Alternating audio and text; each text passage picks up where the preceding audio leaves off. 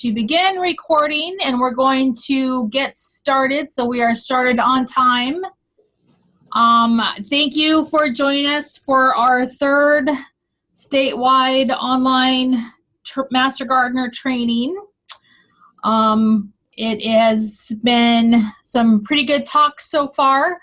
So this week, Connie Fisk has graciously said that she would, I'm going to assume she's in her office, leave her kiddos at home and come into her office and present small fruits, something that is very popular amongst all of our Master Gardeners and the general public. So I'm sure Master Gardeners will get lots of questions when they're at Ask a Master Gardener tables and all those kind of things about caring for small fruits.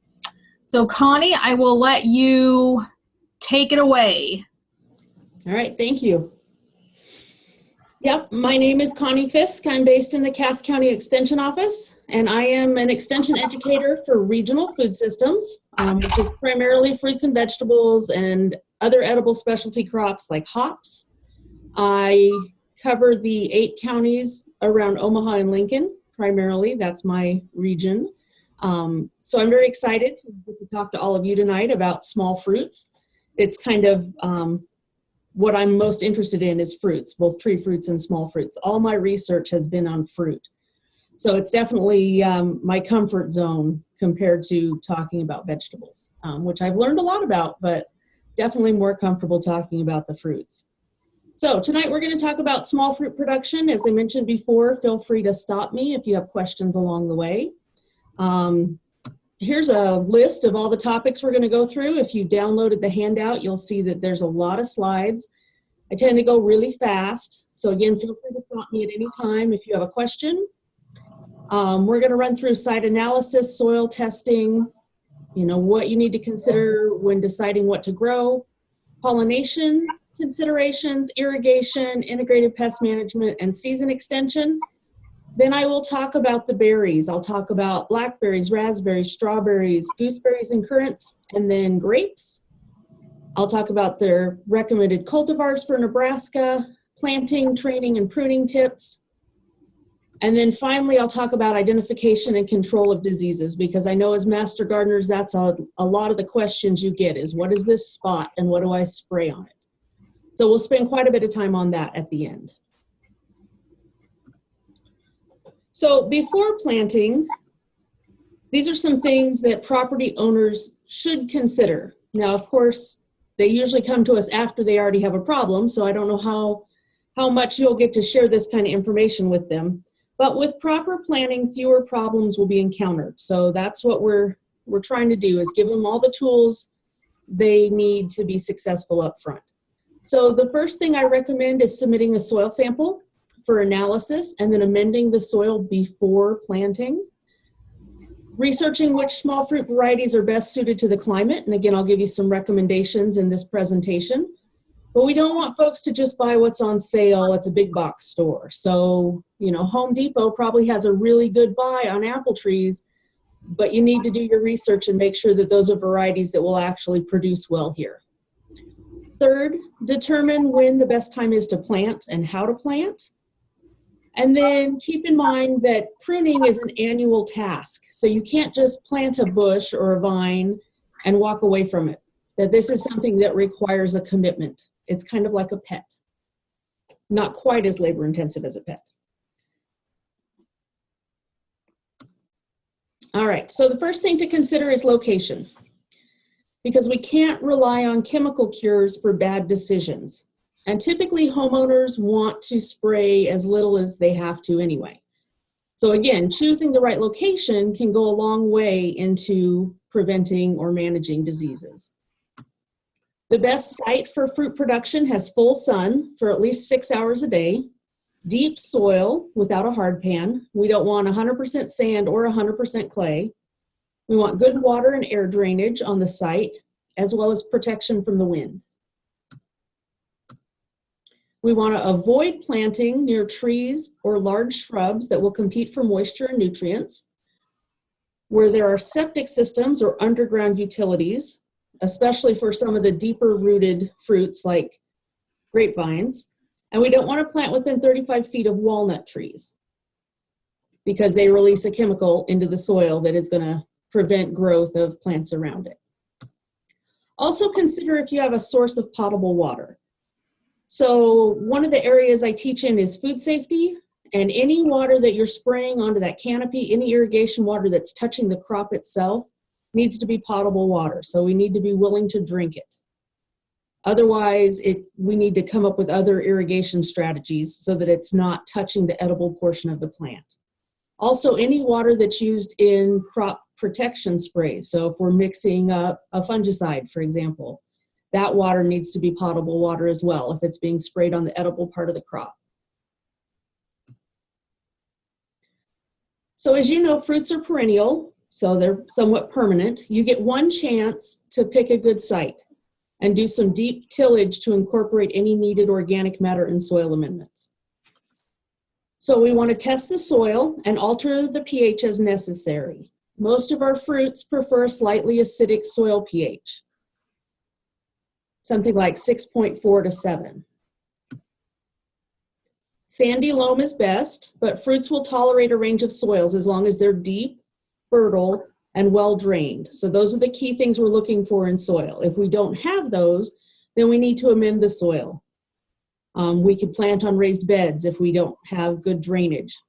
So there's a lot of things we can do, but those need to be addressed before planting. So we want to avoid wet soils because they're going to stunt growth and eventually kill our plants. Shallow soils will inhibit root development, limit production, and limit the plant's ability to withstand strong winds. So it'd be like planting a grapevine in a pot. You know, a big wind comes up, it's going to knock it right over. Heavy and light soils can be improved through cover crops, ongoing addition of organic matter, etc. So again, once we identify the restrictions on a site, we can make efforts to improve them. And again, that should be done before planting as much as possible.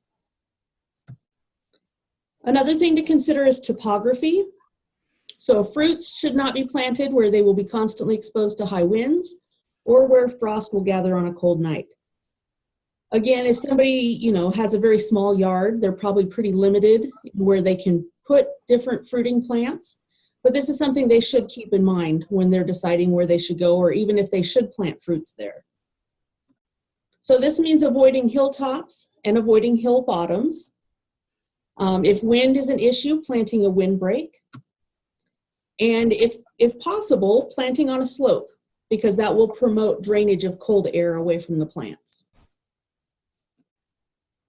Another thing to remember about fruit is that some of our perennial fruits have big root systems, so they're going to reach both deep and wide, as in this picture here of a grapevine.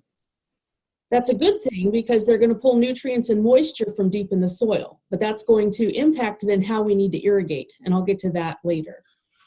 It also means that those roots spread out way beyond the drip line.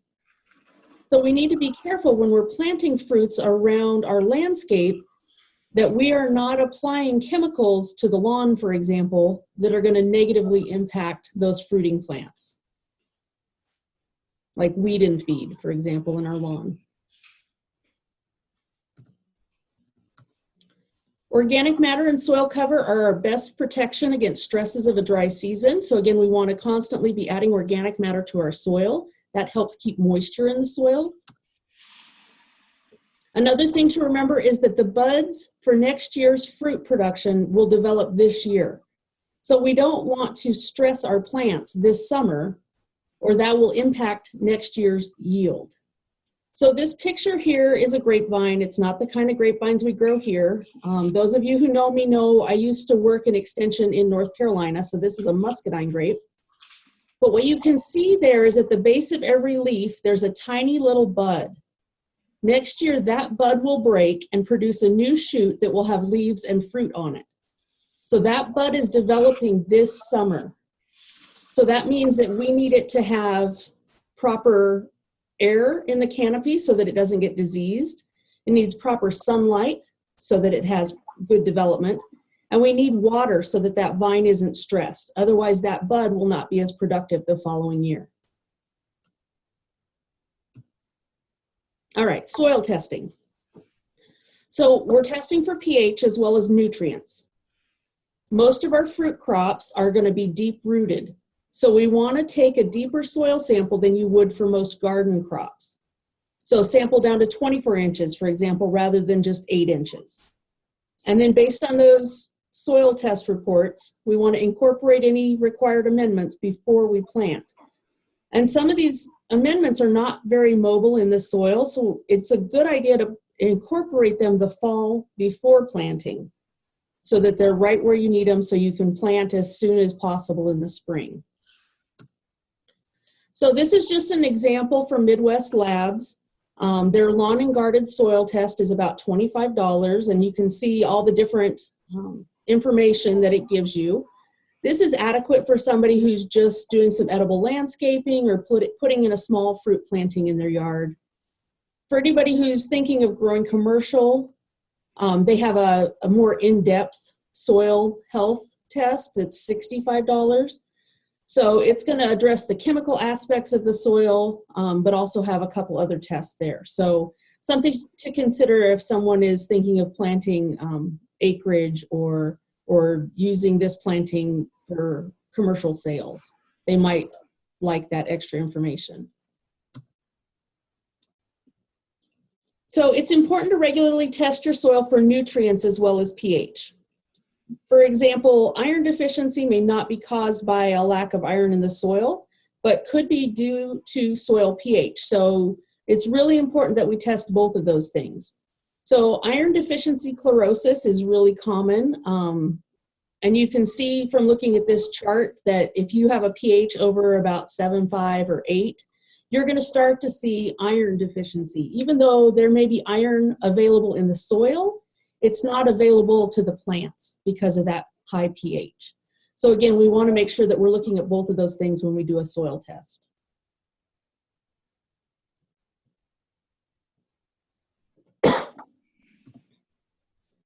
All right, and here's just a couple examples of nutrient deficiency symptoms. We've got iron deficiency on the left, magnesium on the right. So they tend to give us pretty characteristic leaf symptoms. And there are charts online that you can look these up. Different nutrients are mobile in the plant. So you might see those symptoms on the older leaves.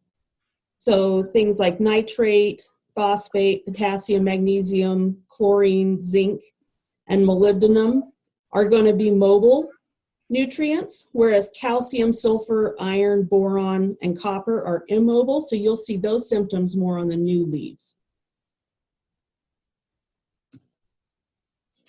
So different crops have different pH preferences. Again, most of our fruits are going to like a slightly acidic pH, 6.4 to 7. Well, most soils in Nebraska are alkaline. So if your soil pH is too high, you can lower it with sulfur. If you live in a location where it's too low, you can add lime to raise it. So again, for most of our fruits, we'd like it to be slightly below 7. I'll talk about blueberries a little bit later, but one of the biggest hurdles to growing blueberries here is they like a pH down by about 4.5. It is really hard to take a clay soil with a high pH and bring it down to 4.5 and then to keep it there because it's going to immediately start creeping back up. So that's one of our biggest hurdles to growing blueberries. All right, moving on to choosing fruit and fruit cultivars. This chart just shows some overlapping harvest dates for the different fruits. So in the backyard, it's a good idea to plant a variety of fruits with overlapping harvest dates so that you get fresh fruit over the entire season. So you can see we start with the floricane fruiting raspberries, so our traditional raspberries that fruit on 2-year canes. Then we've got cherries, followed by gooseberries and currants, blackberries, elderberries, and then fall raspberries, or our primocane fruiting raspberries in the fall, as well as tree fruits mixed in there, but we're not talking about those today. The next thing to consider is choosing plants that are suited to your hardiness zone. So you can see this map of Nebraska. We have zones 4 through 5. And there are pretty big differences between the varieties suited to those areas. So it's important to, when we're picking varieties, that we make note of which zones they're going to be most productive in. Now, a lot of our fruit trees and vines and bushes, we can grow in colder zones, but we might not get fruit. So as far as in the landscape, a lot of these are really pretty plants. They're just not going to be very productive fruit-wise in a cold gear. All right, so choose plants and cultivars that are suited to your site, and don't just buy what's on sale at one of those big box stores. So here's an example of some fruits that were on sale at Tractor Supply last year. So we've got hardy kiwi fruit and figs, and a couple others. They're all GMO free, which is another one of my soapboxes. We don't currently have GMO kiwi fruit, so I don't know why you need a GMO free sticker there. So here's what it says. If you see something odd in the store like this, you know, pick it up, read it. It says that this will produce in zones 4 to 7. It tells you, you know, how far apart to plant them, things like that. But what it doesn't tell you is that kiwi fruit are not very tolerant of high pH soils.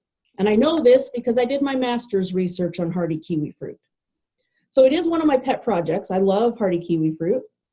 But you really need to do your homework before you buy a special plant at the store, even if it's on sale. If you don't know anyone that's growing that kind of fruit, there's probably a reason why. But the other thing I tell people is that you can grow anything you want if you throw enough money at it. So again, you know, I love hardy kiwi fruit. Someday when I own property, I will probably put in the money and the effort to grow a few vines because I think they are really cool. But in general, if I was planting fruits around my landscape, it would be smarter to go with ones that have a better chance of success, that aren't going to require the baby. Okay, it's on. Hi, Kelly. Oops, sorry. Thank you. All right, so that's my little soapbox about plants that are on sale at a big box store. Again, I love hardy kiwi, but I'm not going to be growing them anytime soon. They require too much effort in this area because they do not like that high soil pH.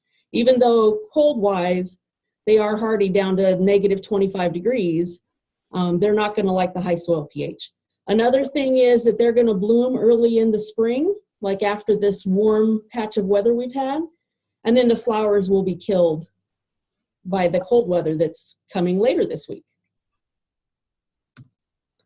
All right, the next thing is we want to look for disease-resistant cultivars. Again, recognizing that a lot of homeowners don't want to be spraying many chemicals on their plants. So the best option then is to choose a disease-resistant cultivar from the start.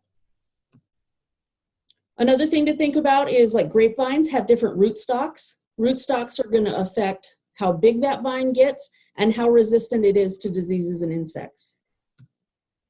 And again, consider the annual training and pruning commitment that comes with these plants. So even though you may not harvest for a few years, the training and pruning early in that plant's life are going to affect its health, productivity, and longevity of that entire planting. All right, there are 3 types of plants. This is probably review. I'm sure you've covered this somewhere else.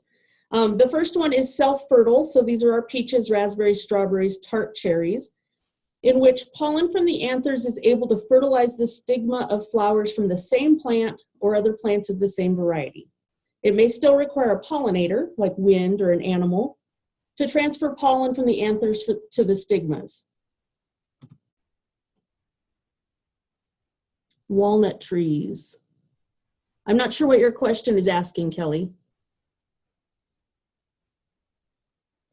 Are you talking about the juglone released by the roots? Yes. Yes. Does juglone affect all types of fruit?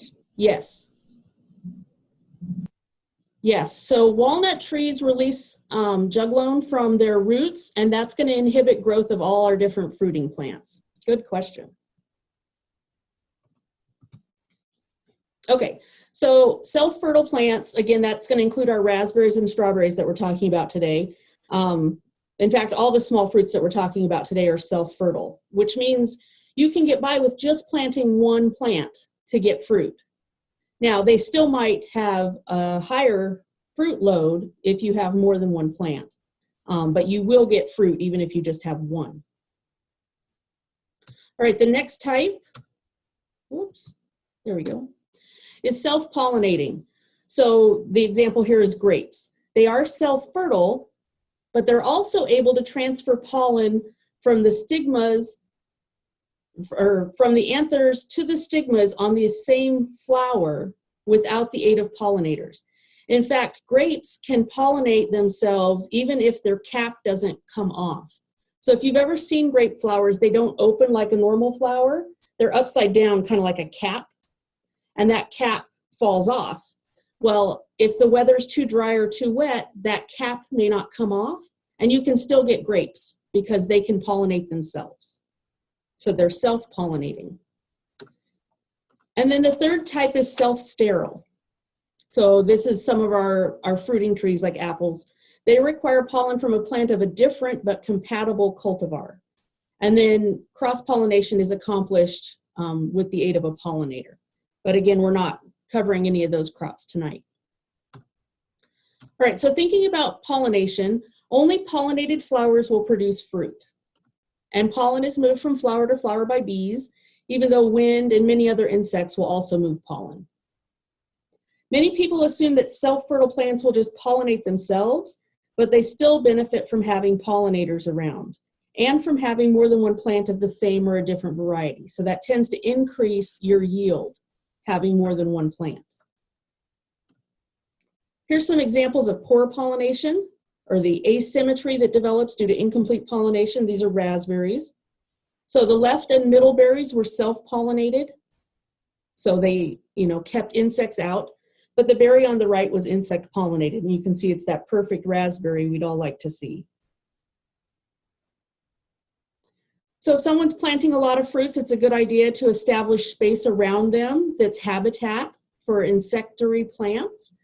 So think lots of wildflowers would encourage pollinators to be in the area when it's time to pollinate the fruits. So give them lots of things to eat so they stay around for a long time. And folks might also consider hosting or owning beehives depending on the location. Another thing to consider is water needs. So on average, our fruits require 1 to 2 inches of water a week, depending on the time of year and the plant growth stage. So more while they're sizing fruits. So we want to apply 1 inch of irrigation every 3 to 4 days if no rain is received. Let's see, I've got a question here.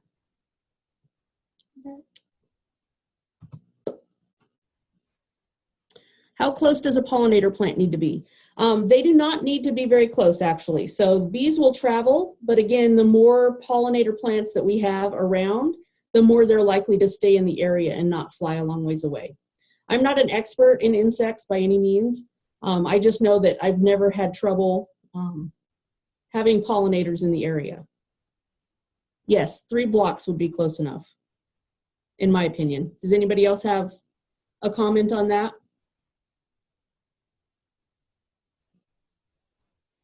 Okay.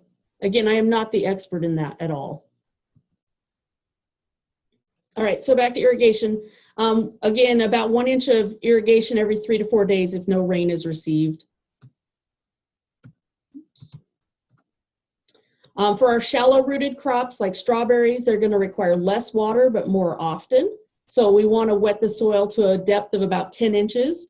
Where with our deep-rooted crops like grapevines, we'll give them more water but not apply it as often because we want it to get deep. We want those roots to go deep down in the soil because that will make them more drought resistant. So we don't want to water them shallowly or their roots will all be at the top level. We want them to go down, so we're going to water them to that deeper depth. Next, I want you to think about the quality of the water. So I mentioned before that anything that's being sprayed up in the canopy to the edible portion of the plant needs to be potable water. So here's the example I give when I talk to kids. Would you be willing to drink this water? If not, you should not be spraying it into the canopy of your fruiting plants. what do you think of this irrigation system for fruit? So we can see there are some raised beds, so that could help with drainage. But we are wetting the canopy, which is going to increase our risk of diseases. So we really would prefer to see a drip hose, because that's going to keep the canopy dry. It's going to minimize diseases. And it's also going to have less risk of transferring foodborne pathogens to the edible portions of those plants. So another example of overhead sprinklers. Again, if overhead is the only kind of sprinkler you have available, you'd want to irrigate first thing in the morning so those leaves have plenty of time to dry out to minimize the risk of disease. But as I mentioned, really drip irrigation is the best. It's going to put water right at the base of that plant. Obviously, this isn't a strawberry plant. This is a watermelon plant. So the water is directly in the row. It's right where those plant roots are for the smaller plants. And after leaving it on for an hour, you can see that those wet spots touch each other. So that entire row got irrigated. And that's what we want. We want to make sure that all the roots within that entire row are receiving water. Now, if we're watering something like grapes, we want to water long enough that that water goes deep as well as wide between the plants.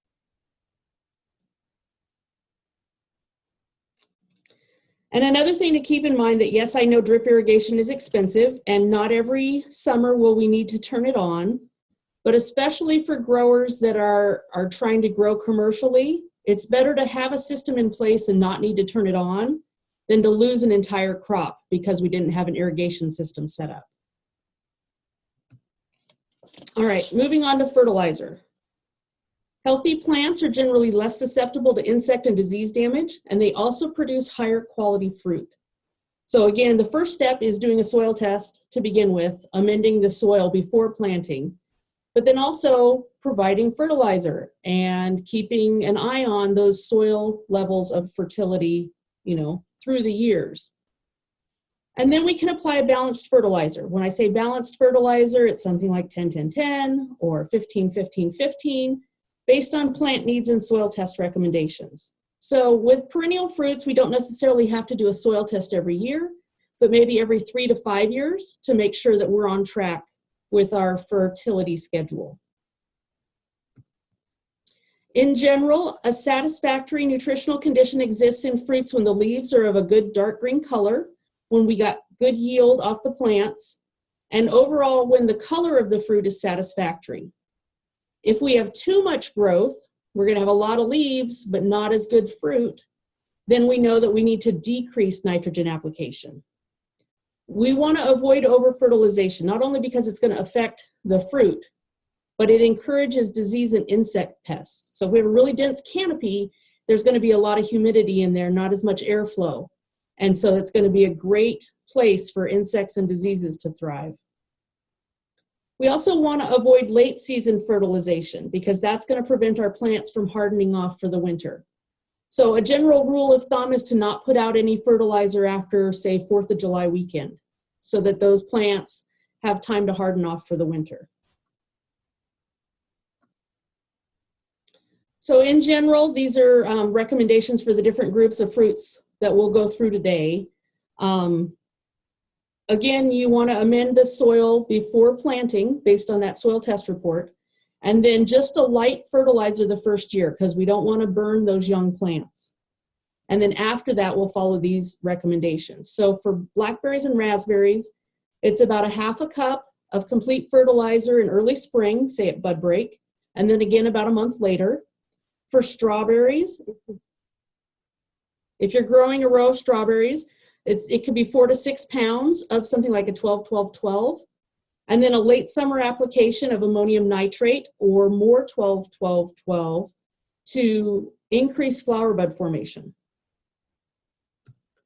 For currants and gooseberries, an annual top dressing of composted manure is really beneficial. And if plants are not vigorous, we can broadcast about 1/4 to a ½ pound of 10-10-10 per plant. Elderberries, about 1/8 a pound of ammonium nitrate for each year of the plant's age, up to about 1 pound per plant, or 4 pounds of 10-10-10. at some questions here. 1/2 cup per plant, yes.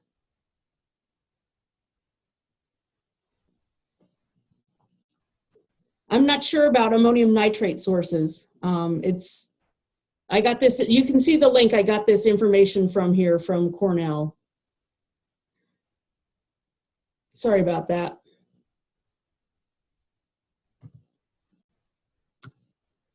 And then for grapes, 1/2 to 1 pound of nitrogen applied each year per vine. And again, that's just plain nitrogen, understanding that you could be applying, you know, a 10-10-10, but nitrogen's really what we're counting here.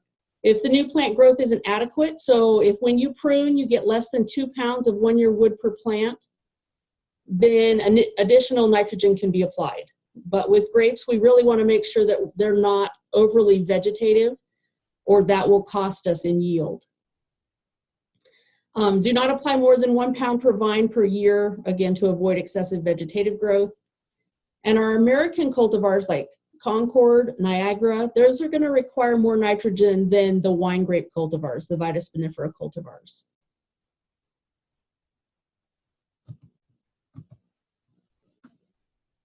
All right, just a word about season extension. So there's a lot going on in this picture. We've got high tunnels, we've got row covers, we've got plasticulture, we've got irrigation under that plastic.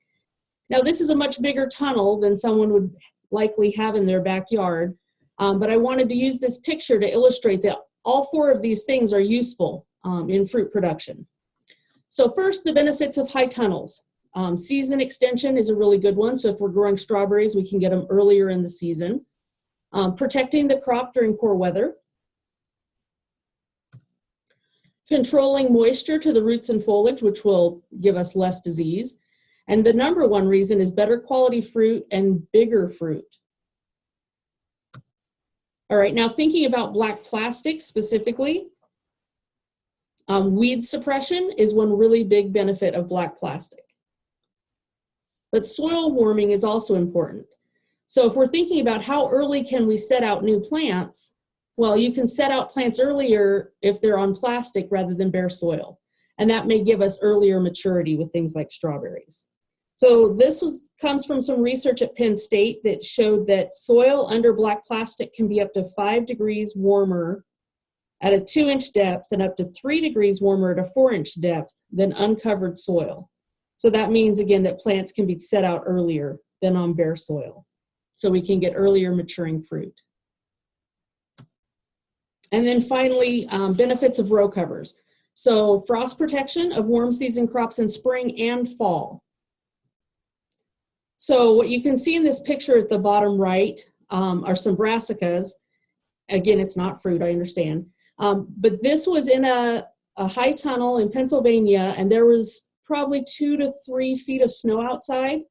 And these plants were perfectly happy growing under these row covers in a tunnel.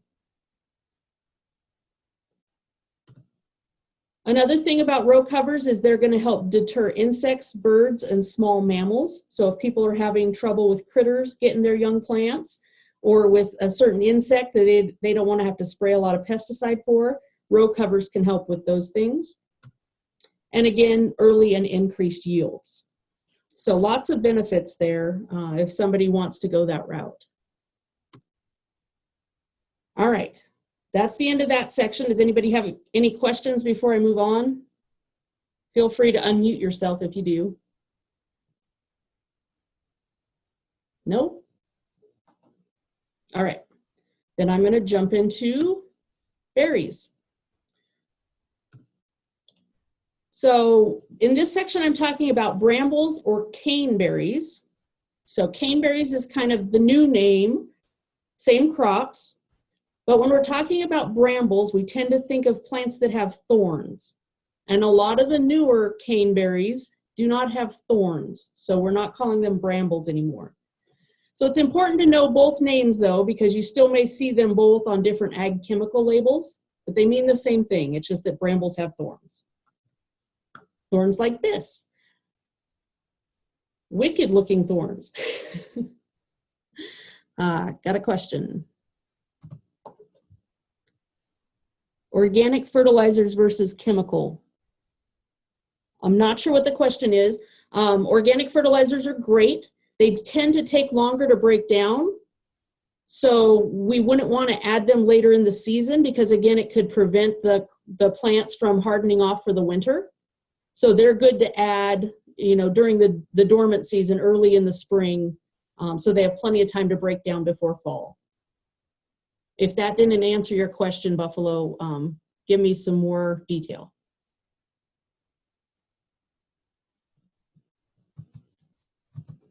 Okay. So these are examples of brambles, but a lot of the newer cultivars, as I mentioned, do not have thorns, so they're referred to as caneberries. Several different growth habits. So again, as you're comparing different cultivars, consider what the different growth habits require. So we have erect plants. They're going to hold themselves up. So if you don't want to have a trellis in your landscape, erect would be the way to go. They are still going to benefit from having a trellis, especially if it's a windy site, but you could get away without one if it's an erect variety. Semi-erect, and then trailing. So trailing, definitely going to need some sort of support to hold those shoots and fruit up off the ground. Fruiting habit. So we have summer bearers where we'll get one crop beginning in early to midsummer. These are our floor cane fruiting cultivars. So the fruit is produced on laterals of second year canes. So this year, the plant is going to produce prima canes. That's their first year canes. They need to overwinter and then they'll give us fruit the following year. After that, that shoot dies and should be removed from the planting. The other option is fall bearers. A lot of these varieties are newer. They tend to not have as good fruit quality, but there are newer varieties coming out all the time. So we're getting better ones. These are going to give us one crop in midsummer and then another in late summer or early fall. These are our prima cane fruiting, so they're going to give us fruit on one-year canes. One of the benefits of growing prima cane fruiting varieties is that you can mow them off. So in the spring, you could just mow the entire planting to the ground.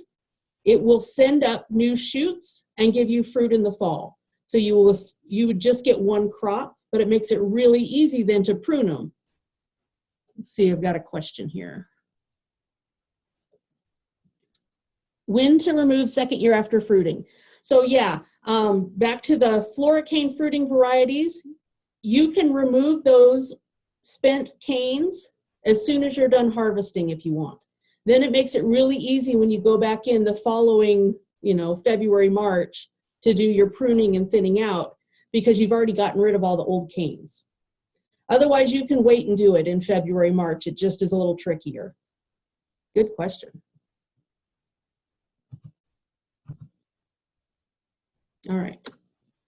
By growing several different cultivars, you can produce fruit from early summer through late fall. So depending on how much somebody loves their blackberries and raspberries, you could really extend the harvest season by growing several varieties, several cultivars. A cultivar is a cultivated variety. I tend to use them interchangeably, but technically they're cultivars. All right, so here are some recommended blackberry cultivars, and you can see the link down there at the bottom. So if you have the PDF of this handout, you can just click on that and it will take you to a great article about raspberries and blackberries. These blackberry cultivars are listed in order of winter hardiness. So again, if you're on a cold site, you would want to choose those hardy cultivars for sure. So erect thornless caneberries include Apache, Navajo, Arapaho, and Natchez. Erect but with thorns include Darrow and Alini hardy. These two have really good cold hardiness, and they're going to produce a berry crop even when others lose their fruit buds to winter damage. So if you know you're on a cold site or the location that you have available to plant is really cold, those would be the two varieties to go with in that case. And then semi-erect and thornless include Chester, Black Satin, Triple Crown. So some of the really popular varieties are semi-erect. So those ones are going to require a trellis. The other ones would also benefit from a trellis, but don't necessarily have to have one. Okay, question. Black raspberries. How short can the canes be cut back and still get laterals that will produce fruit? So we'll get to black raspberries here in a minute, but it kind of depends on the height of your trellis. We tend to tip them so that they produce laterals. So it just depends, and it depends on how vigorous your plants are. So I tend to cut them back about shoulder height. All these blackberries are going to be floricane fruiting, so they're going to give us fruit on 2-year canes.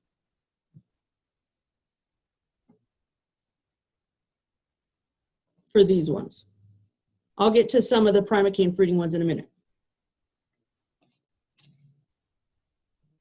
Great questions. All right, so here are the primocane fruiting ones. So a lot of these come out of Arkansas. So we've got Prime Jan and Prime Jim are two of the ones we've had the longest. Again, they're not as good quality as some of the other blackberries on the market, but you get fruit in 1 year. So again, it makes it really easy for pruning because you can just mow them off and then let those new shoots come up. So that's definitely an option. So blackberries are going to give us fruit in 2 years. Again, most of the traditional varieties are floricane fruiting. Give us about 6 to 7 pounds per plant, depending on the cultivar. So if you have a 4-person household, you could plant 6 erect blackberry plants or 2 semi-erect to get plenty of fruit. Acre-wise, that'd be about 1,500 plants per acre. And if the planting is in a good location and everything is perfect, it can survive up to 20 years. Some of the diseases that may limit production, so viruses are going to be our #1 problem. That's why it's important that you start out with virus-tested plants and not just plants from your neighbor's yard, which are also going to bring the pests and diseases from your neighbor's yard. The second disease that we see a lot is rosette or double blossom. Blackberries need to be trellised, again, especially if they're semi-erect or if we're trying to sell the fruit. We want to keep that fruit up off the ground. Thorns can be a problem during harvest and pruning. It's not as big a deal if we just have a vine or 2 in our backyard and we can take our time. But if you're paying someone to harvest, they would appreciate plants with fewer thorns. Shelf life on blackberries is short. So again, it's nice to plant several varieties so that we don't have to pick them all at the same time. And we want to pick blackberries when they're dull black, not when they're that shiny, shiny black. They're actually not as sweet if you pick them when they're shiny. So it's better to wait until they're that nice dull black. That's when they're best. As far as planting, we'll set dormant plants about 1 inch below ground level. If you're planting tissue culture plants, those are planted at ground level and about 3 to 8 feet apart because they are going to spread. So another thing about our blackberries and raspberries is they're going to spread underground. If you've ever had blackberries come in from your neighbor's yard under the fence, that's what they're doing.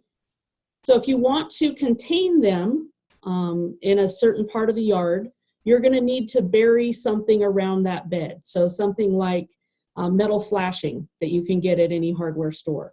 And you're going to want to bury it pretty deep because those roots, again, go pretty deep.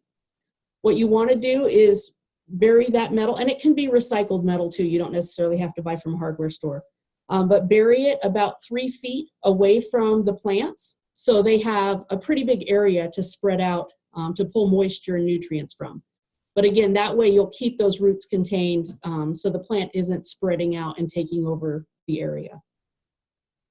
The fertilization recommendations, I already told you, so about 1/2 cup of complete fertilizer in the spring, and then again about a month later. They could require up to 2 gallons of water a day when the berries are developing. So it's something to keep an eye on. You can tell when these plants are water stressed and would need or benefit from some irrigation. One way that you can help with that is to mulch the plants. So anything pine straw, wood chips, straw to help keep moisture in the soil, and that will also help keep weeds out. And then remove any weeds so they're not competing for nutrients and water. All right, raspberries. Raspberries are going to be more cold tolerant, so they are a better option on a cold site and across Nebraska. We have raspberry cultivars that can go down to zone 3. So, you know, northern Wyoming, we can grow raspberries where we can't grow blackberries. Here are some of the recommended cultivars. So summer-bearing red raspberries, those are going to be our floricane fruiting raspberries like Killarney and Latham. We have fall-bearing red raspberries like Heritage, Caroline, sorry, there's a typo there, and Autumn Bliss. Black raspberries, Cultivar, Bristol, Jewel, and Mac Black. We have a purple raspberry called Royalty, and yellow raspberries like Anne and Fall Gold. So they're just like regular raspberries, but they're not red. And I'll show you a picture in a minute. See, I've got a question up here. Insecticides recommended for spotted wing Drosophila on blackberries. I'll talk about spotted wing Drosophila in a minute. Again, I am not an entomologist, so I'm not the best one to ask about insecticides. So I'm going to leave that for someone else to answer if anybody knows.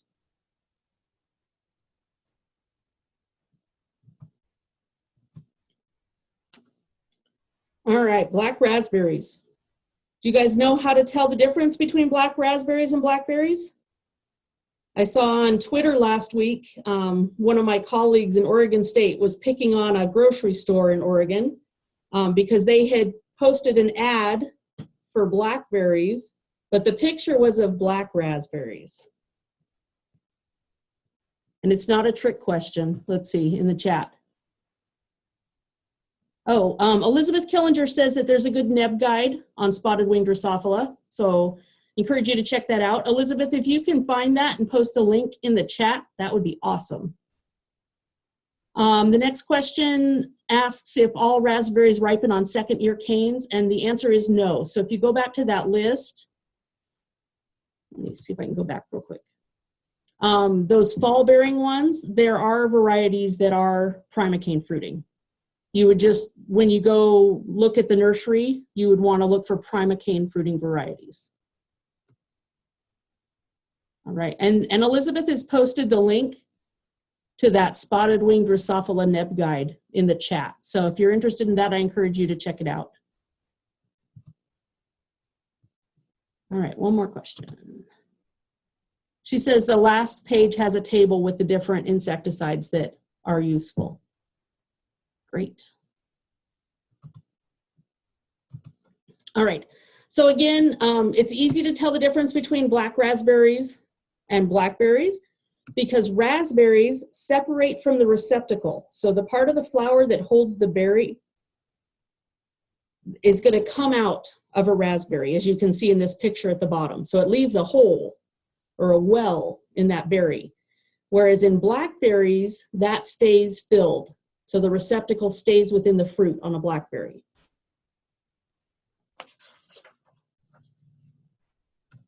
All right, fall gold, again, here's an example of a yellow raspberry. It's very sweet, tastes just like a red raspberry, but it's yellow. So it, might be a novelty, a conversation starter in the backyard, or if you're selling at a farmer's market or something, people like to see things that are different. Again, raspberries, traditional raspberry cultivars anyway, will give us fruit in 2 years, about 2 to 4 pounds per plant. So if you're thinking a household with 4 people, that's about 6 plants, or 1,000 plants per acre. And again, if everything goes perfectly, they'll last 10 years. See, I've got a question.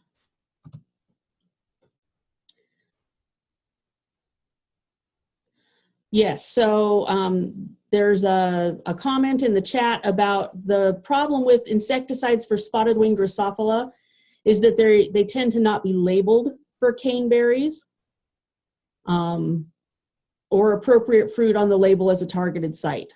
Also, the pre-harvest interval is a concern. So again, I'll talk about spotted wing Drosophila more in a minute, but one of the keys to dealing with it is to not let fruit get overripe in the planting, so make sure you stay on top of harvest. Another thing that can help is refrigeration. So the commercial growers, one of the ways they're dealing with this is immediately after harvest, bringing that temperature down to 35 degrees and holding it there for 4 days. So again, that's something that's been some emerging research that you can check out online if you're interested.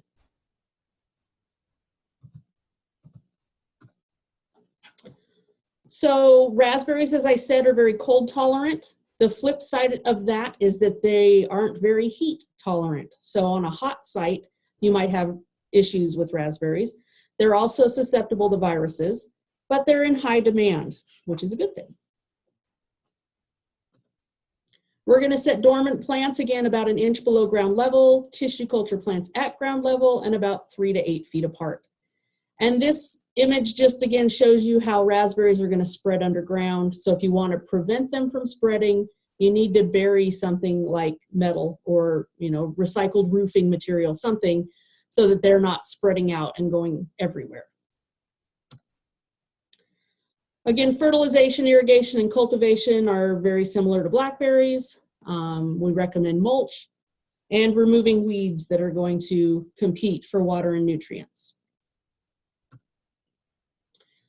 To start off with, again, we go back to site choice and preparation. So choosing a well-drained site will help us avoid root rots. If we know that we have poorly drained soil, plant into raised beds. Avoid windy sites or protect with a windbreak. Definitely want to use trellising if we're on a windy site. Brambles will benefit from compost or well-rotted manure incorporated into the soil prior to planting. And again, I really recommend preparing the planting bed the fall before so that we can get out there and plant early in the spring. See, I've got a question. Tissue culture plants, it just depends on where you're getting your plants from. So a lot of our commercial growers are going to get them from sources that tissue culture propagate them. And again, the main thing we're trying to do there is avoid viruses. So it just depends on the source of the plants. Here's some examples of some different trellises to choose from. So a trellis is going to help keep the canes and fruit from touching the ground. It will reduce wind breakage of the canes, as well as fruit loss, and it makes weed control and other management tasks easier because you can get around the plants, you can spray herbicides if you need to. So you can see some different options here. We have an eye trellis. We have a trellis where we fan out the canes down there at the bottom left. And if you're growing trailing blackberries, which none of the varieties I recommended earlier are trailing blackberries, but if you were growing trailing blackberries, you could do something like is shown at the bottom right. They grow quite a bit of those in Oregon. See, I've got a question here. Yes, they would tell you if they're tissue culture plants. So as home gardeners, what we're more concerned about is choosing a variety that is suited to our hardiness zone and our location. I wouldn't worry as much about if they are tissue culture plants or not. But they would let you know that when you're buying them.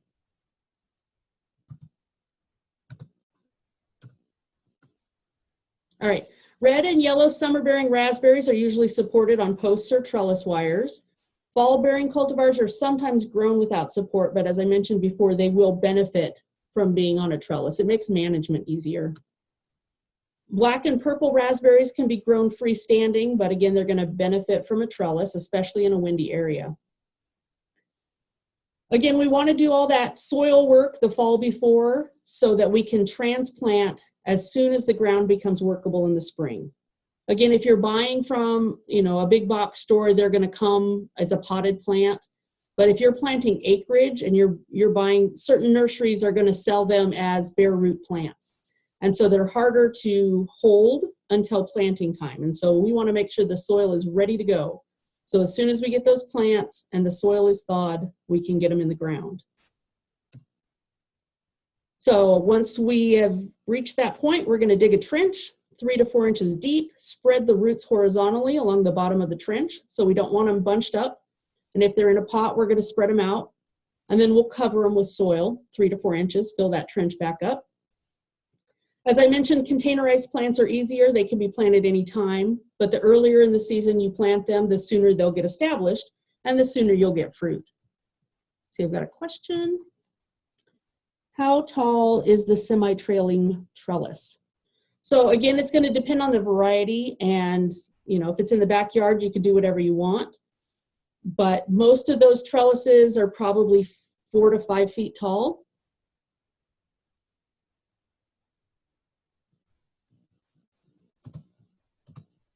All right.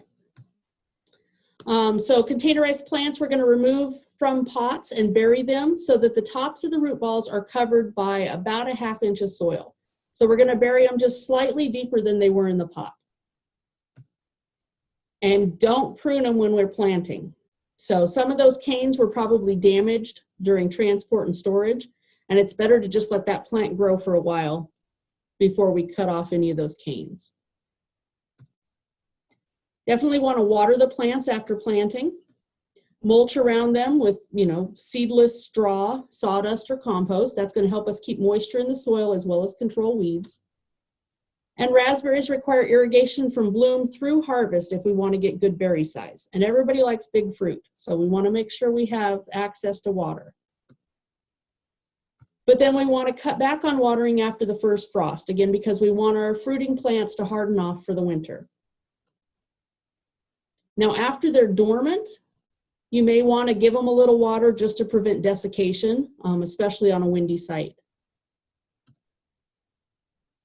During late February or March, we'll thin the canes to 6 to 8 inches apart, making sure that we're leaving healthy canes, not the really big fat ones, but not the thin twiggy ones either. After harvest in the summer, we can remove all the canes that fruited, so they're not going to give us fruit year after year. After they fruit, they're done.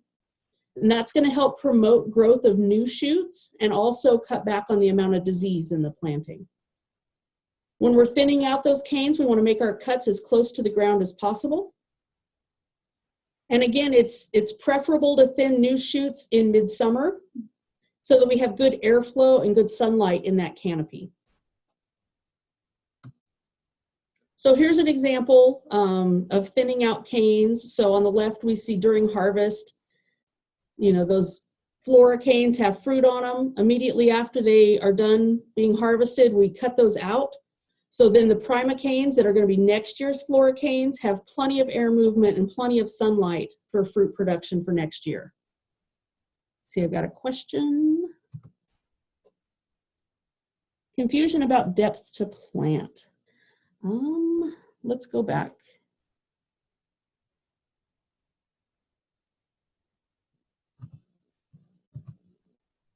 All right, depth to plant. So again, it depends on if you're planting bare root plants or in a pot. If you're planting something out of a pot, we're just going to plant it about a 1/2 inch deeper than it was in the pot. Dormant plants about an inch below ground level. Again, it's not like you need to be out there with a ruler making sure that it's exactly 1 inch below ground level. The point is we're going to plant them a little bit deeper than they were from the nursery. So I hope that answered your question. Maybe not. When pruning, do you only leave 1 cane per plant? And no, the answer is you're going to prune them so that you have about 6 to 8 inches between those canes. So let me get back to the image of that. So again, you can see that this is just showing a single plane, that picture on the right. When in reality, your row is probably going to be 12 to 18 inches wide. So there will be more canes in there, but you want to have 6 to 8 inches between them. Good question. All right, some additional raspberry info. Raspberries are susceptible to verticillium wilt. So raspberries, strawberries, they're all going to be susceptible to verticillium. So we want to avoid planting them where we have previously grown tomatoes, potatoes, peppers, eggplants, so all our solanaceous vegetables, melons, cherries, raspberries, strawberries, roses, chrysanthemums within the last 5 years. So again, verticillium wilt is something we want to avoid if possible. So crop rotation is great, but you can't really do that with a perennial crop like raspberries. So the goal is to plant them into ground where verticillium wilt isn't going to be an issue. So we want to avoid spots in the yard where these crops have been grown in the last 5 years. We've got a question. You can plant them close to these plants. It's in the soil. We just want to avoid the soil where these plants have been. Great question. Again, it's important to buy certified virus-free nursery-grown plants. rather than getting plants from a neighbor's established bed, because it's going to come with pests, diseases, viruses. That's going to set us up for failure from the beginning. So it's much better to start with clean plants.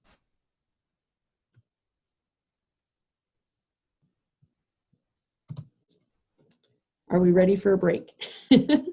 So Terry wants to know if everybody's ready for a break. I'm almost done with the raspberries, so just a couple more slides and then we'll stop. That works for everybody. So many insects and diseases damage raspberries. You can avoid a lot of them, again, by planting only quality nursery stock, keeping plants well spaced so that we have lots of exposure to light and lots of air movement in the canopy, removing diseased or sick plants, and all those canes that have already fruited. So cut them off at the ground and either burn them or remove them far away from the planting. If you're having disease problems, get rid of that entire planting and start over every 5 to 7 years. It's also important to remove wild brambles. If you're trying to grow on an acreage, those wild plants are going to be sources of diseases and insects. And if you're growing red and black raspberries, you want to keep them separated by about 700 feet for the same reason, because they're going to share diseases. All right. So the last thing I wanted to bring up before we take our break is that if you're ever trying to beef up on your fruit production knowledge, one way to do it is by checking out the E-Extension Ask an Expert section. So let me share that with you real quick. So if you do a Google search for E-Extension Ask an Expert, this website comes up and there's tons of information here. So maybe you get a question, at an event and you don't know how to answer it and you really want to find an answer. I love solving problems. So even if I don't know something, I want to get an answer for somebody.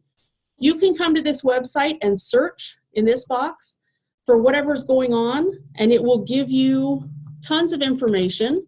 It'll show you questions that have been asked by growers from across the country. It will tell you what county and state they were in. And then once you click on the answer, it will give you an answer that was provided by an extension educator or specialist in that area. So again, you might not want to, take planting date advice from Texas, but you could use this as kind of a set of flashcards if you're trying to beef up on your disease knowledge, for example. So I wanted to share that with you as a resource. And then back to my PowerPoint. What I've done on the next few slides is show you some of those common questions. So, kind of think about your answer. So I've been plagued with little white worms. This one's already been brought up. Do you have any advice? So we're talking about spotted wing Drosophila here. It's an invasive pest. It attacks ripe fruit. So some of the best controls are cultural, not necessarily spraying anything, but picking fruit right away so that it's not rotting, making sure we've got good sanitation in the planting. That's going to limit the reproduction of this pest. If you only have a bush or two that you're worried about, you can even use fine mesh netting. But again, these flies are just 2 to 3 millimeters in size. So you'd have to have a very fine mesh netting. So here's a picture of spotted wing Drosophila on raspberries and blackberries. You can see they also affect cherries, strawberries, elderberries, gooseberries, grapes, anything with a soft, thin skin, or any fruit that the skin has been damaged. So even some of our tree fruits. Next question, I planted 2 years ago, have plenty of growth but no flowers. So there's a lot of things that affect flower and fruit production. So there's a lot of things to think about. Are they growing primocane varieties or floricane varieties? And are they getting enough sunlight? Because without sunlight in that canopy, you're not going to get fruit buds. How do I keep raspberries from spreading? Covered that pretty well as far as burying metal so that it can't spread underground. So I planted blackberries last spring, pruned all the canes that produced, and this spring the canes I left are dead. So again, as I mentioned before, blackberries are not as cold tolerant as raspberries, so they're not going to be as productive, and you are going to see more damage. So this is a case where you might not want to thin at all the previous year. So we're going to cut out those spent canes but we'll wait and do our thinning in the spring so that we can assess what's been damaged and still have plenty of fruiting canes left. And then finally, had gorgeous blackberries when they first came on, but now they have white bulbs on the berries. And that's a condition called white druplet. And it's environmental, so there's not really a whole lot you can do about it. Just understand that, you know, you can explain to people that it happens when there's a drop in humidity and there's wind. It really has to do with high UV light. So whenever the weather's changing from overcast to bright and sunny, you're going to see some of this, but it doesn't affect, you know, how edible the fruit is. It's just not pretty. So it's more an issue for folks that are trying to sell their fruit. All right, that's a good stopping point. So I think we're going to take a 15-minute break. So we'll come back at 7:50 if you're in the eastern part of the state, 6:50 if you're in Mountain Time. Thanks, Connie. So 6:50, 7:50. If you have questions, type them in the chat box and we will get to them when we first get back. Question, I apologize. So I at 7:49 on my clock, and I got my master gardeners all starting to settle back down into their seats since I'm running 2 computers in 2 different rooms. So Connie, if you want to share back your screen and we can answer questions on the chat and move on to strawberries. Awesome. So yeah, I'll run through. There were some questions in the chat while we were at break, and I tried to post the answers there. So if I didn't quite answer what you were asking, please let me know. So I'll just briefly run through some of those. So let's see. So Kelly asked about an espaliered cherry tree and how hard can it be to cut back each year. The thing to remember with fruit trees is we never want to cut off more than 1/3 of the canopy in a single year. So even with a very neglected fruit tree, we should be able to get it back under control in 3 years.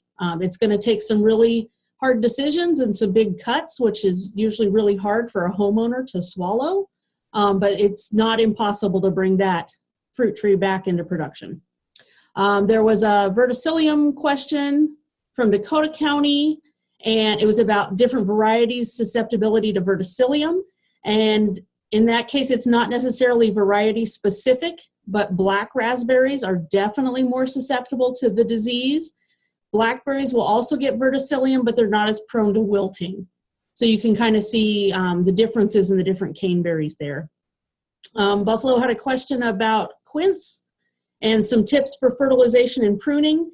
That's a plant that we really, and I posted a quote from Cornell about quince. Basically what we want to do is make sure we're not over fertilizing it so then we don't have to prune a lot, because that's going to make it more susceptible to fire blight.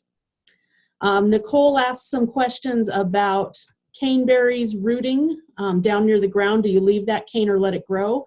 Hopefully your plant is vigorous enough that it has plenty of canes to choose from, so you can choose the healthiest ones and those with the best orientation and get rid of any of those iffy ones or any that are, you know, laying down or rooted funny, so that you can really pick the best canes to leave.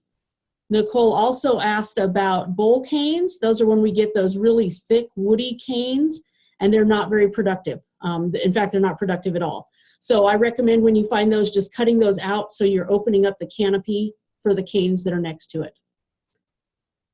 Let me see, and I think, and then Dakota also asked again about keeping red and black raspberries apart. Again, that's for that virus and verticillium being spread back and forth, and so that's why we keep red and black raspberries 700 feet apart. Any other questions before we jump into strawberries?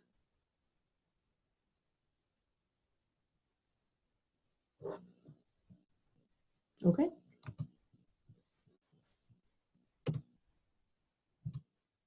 All right, strawberries.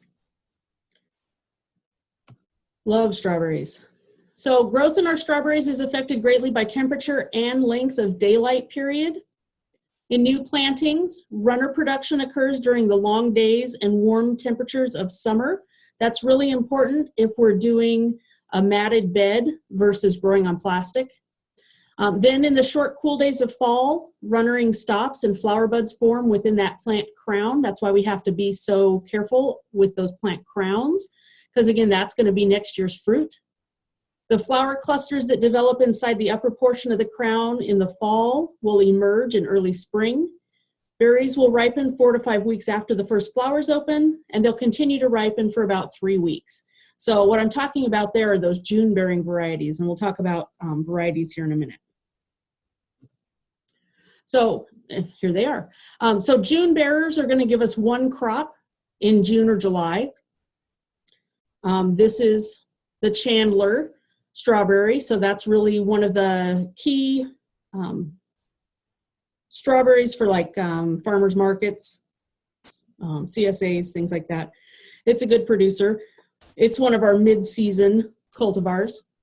Early fruiting cultivars would be Early Glow and Early Red. Mid-season, in addition to Chandler, we've got Jewel and Dunlap and Guardian.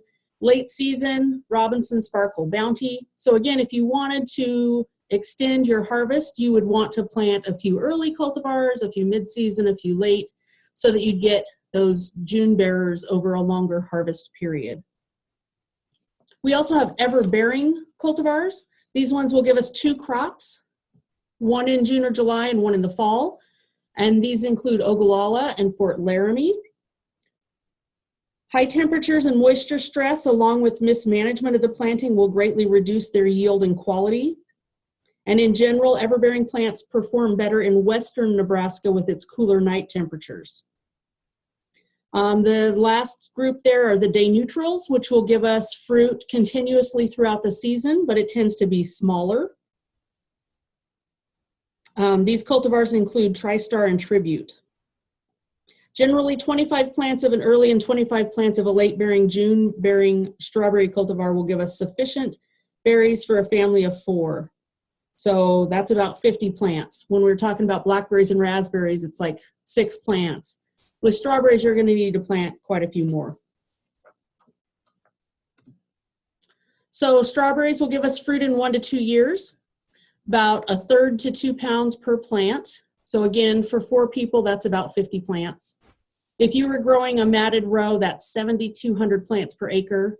If you're growing on plastic, so they're not sending out, you're not getting those runners and daughter plants, you'd be planting over 17,000 plants per acre.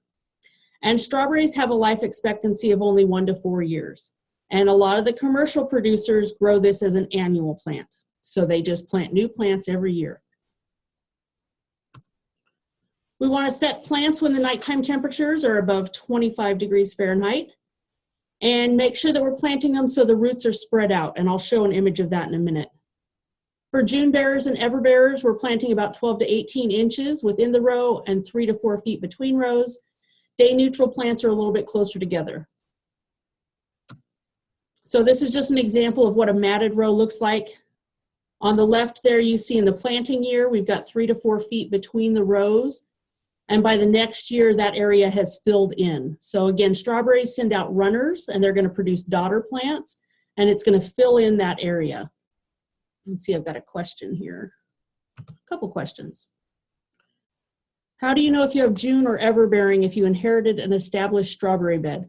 Well, you can guess depending on when they're producing fruit. So ever-bearing are going to continue to produce, right? Where those June bearers are just going to give you that one crop over a few weeks in June or July. And yes, it is helpful to take the flowers off the plant the first year. You want that plant putting all its resources into developing a nice healthy plant so that you get a good crop the next year.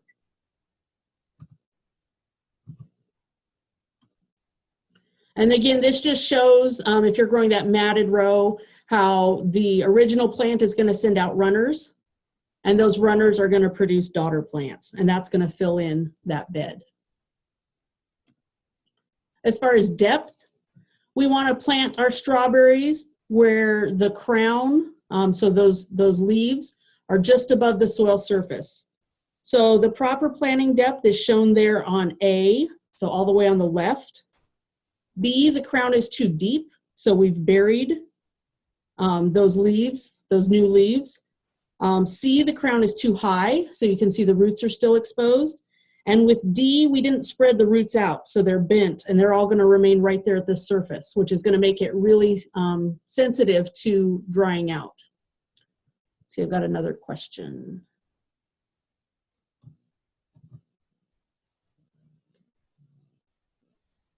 As far as runners, I would let runners go that first year because they're going to help you fill in the bed.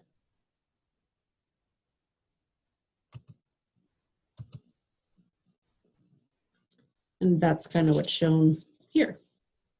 That you plant them, and then by the second year, it's already filled in with those daughter plants. So yeah, brings us right to the question. During the first year, we're going to pinch off all flowers on June bearers and ever bearers because that's going to encourage crown, leaf, and root development. We're also going to pinch off flowers that develop on day neutrals until August. And then after that, we can let them go. Want to make sure that we're irrigating regularly. Again, these are going to have a much smaller root system than our caneberries or grapes, but we don't want the roots to get waterlogged. If you're using overhead sprinklers, like I mentioned before, water early in the morning so they have plenty of time to dry out and reduce disease. Make sure we're pulling weeds so they're not competing for water and nutrients. Apply mulch, something like a seedless straw or sawdust when we plant. Fertilizer, it's about 4 to 6 pounds per 100 foot of row immediately after harvest. So again, we're setting that plant up for next year's harvest. And then a late summer application of ammonium nitrate or 12-12-12 can also be helpful in increasing flower buds. I think I had another question here. If a plant lives 1 to 4 years, do you destroy the older plants or let them die naturally? So what I'm going to talk about renovating the matted row system here in a few minutes. But yes, if they're diseased, if you're removing them because they're diseased, you want to burn them or get rid of them. Completely destroy them so they don't provide inoculum for that disease to get back in. As far as harvest, we want to pick strawberries every other day or 3 times a week. Again, this is going to help cut down on diseases and also insects like spotted-winged Drosophila. The best time to pick is early morning when the berries are still cool. And don't wash them right away. I know it's you know, you want to wash them before you put them in the fridge, but they're going to be wet then and you can't get them dry. So water is going to be all around those achenes on the surface, and that's going to make it more prone to rot. So we want to wait and rinse until we're ready to serve them. It's also important to realize that not all berries are going to ripen at the same time. If they're in your backyard, you can wait and pick them until they're fully red. That will be their peak quality. I know in the grocery store, they sell a lot of ones that are half white, but you know they don't have as good flavor and they're not as sweet. Or if you're picking them in your yard, you can wait until they're fully red. All right, this brings you to your question about how to get rid of plants. So renovating June bearers. After the crop has been harvested, we can mow the foliage to about 2 inches above the top of the crown using hedge clippers or a mower with the blade raised really high, and I'll show a picture of that in a minute.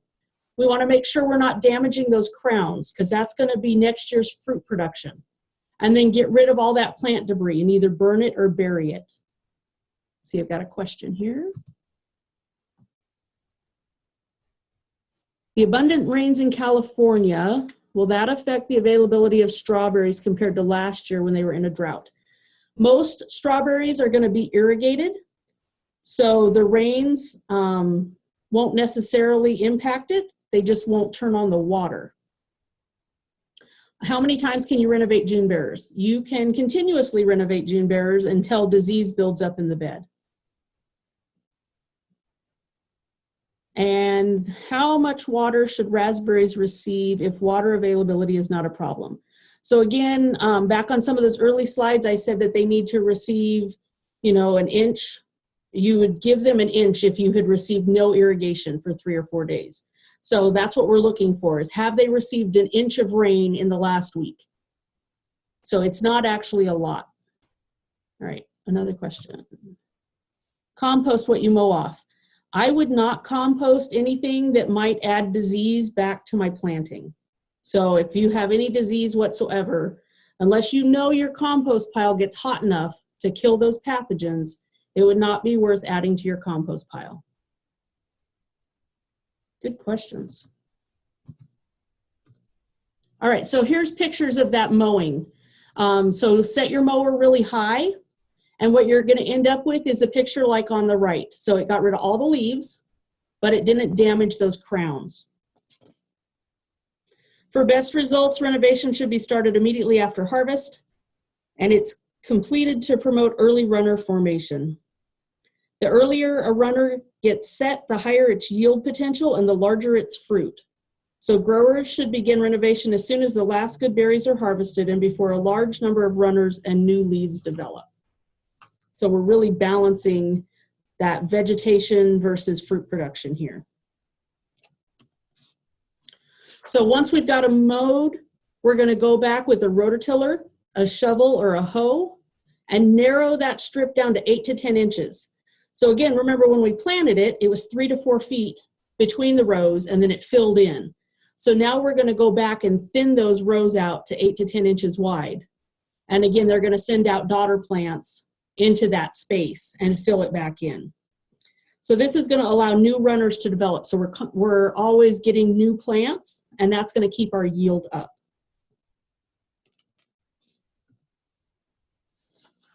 We also want to thin out old or weak plants, leaving 1-year-old vigorous plants. And the best plant density is about 5 to 6 plants per square foot of row. So once we've rototilled and we've narrowed that row, you still might want to go back and remove individual plants so that the ones you're leaving are 1-year-old and they're very vigorous. We want to keep the planting weed-free by cultivating. Also, having that loose soil is going to promote rooting of the runners. And then you want to remove all runners that form after September 1st because they're not going to have time to get set up and form flower buds for the next season. Some additional strawberry info. As with the caneberries, strawberries are susceptible to verticillium wilt, so we want to avoid planting them where we have previously had solanaceous vegetables, melons, cherries, raspberries, roses, or chrysanthemums within the last 5 years. And again, in late fall, we want to continue to irrigate to prevent desiccation.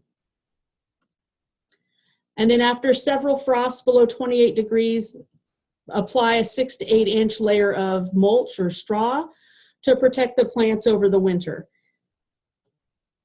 And then early in the spring, before they start putting out new growth, we'll rake that mulch away from the plants. A couple questions here.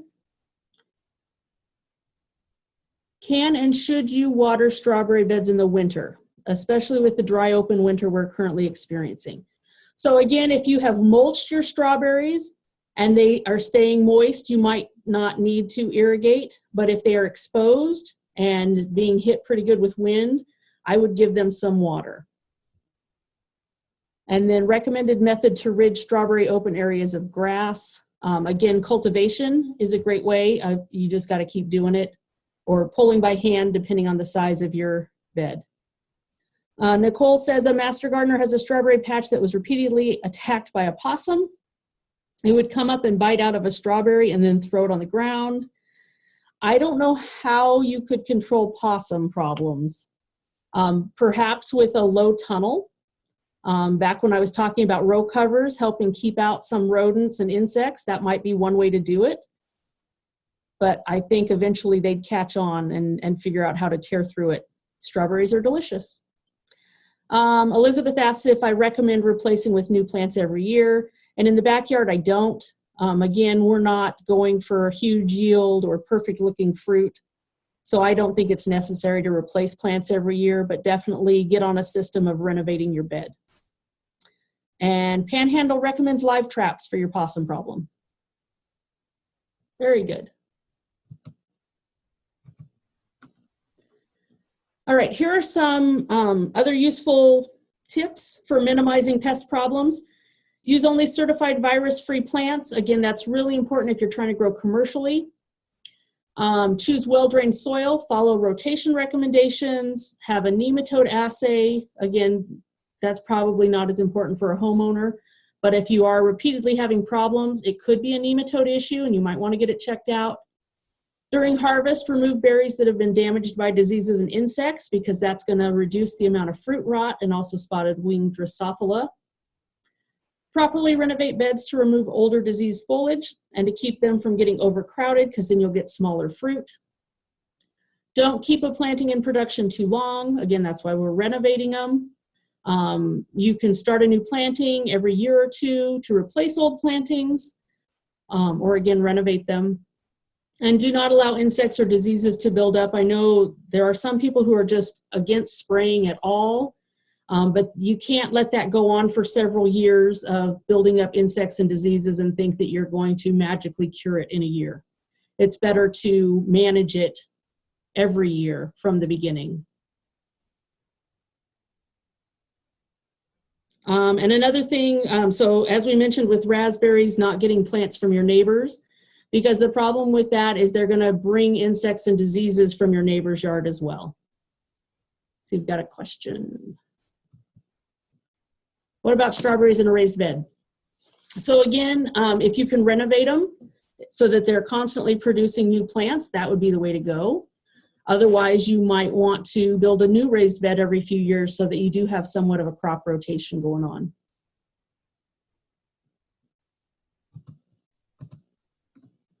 All right, so back to some E-extension questions to get your brain working.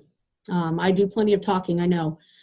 So think for a minute, what type of planting site do I need for strawberries? So back to full sun, because the more sunlight we have, the more fruit production we're going to get. We can grow on lots of different types of soil, but loose, fertile soils are going to be best. And we want a slightly acidic pH. Strawberries are sensitive to excessive soil moisture, so raised beds are great. Let's see, had a question.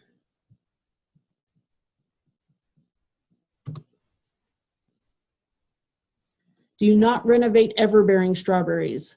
We're really just talking about June bearers here.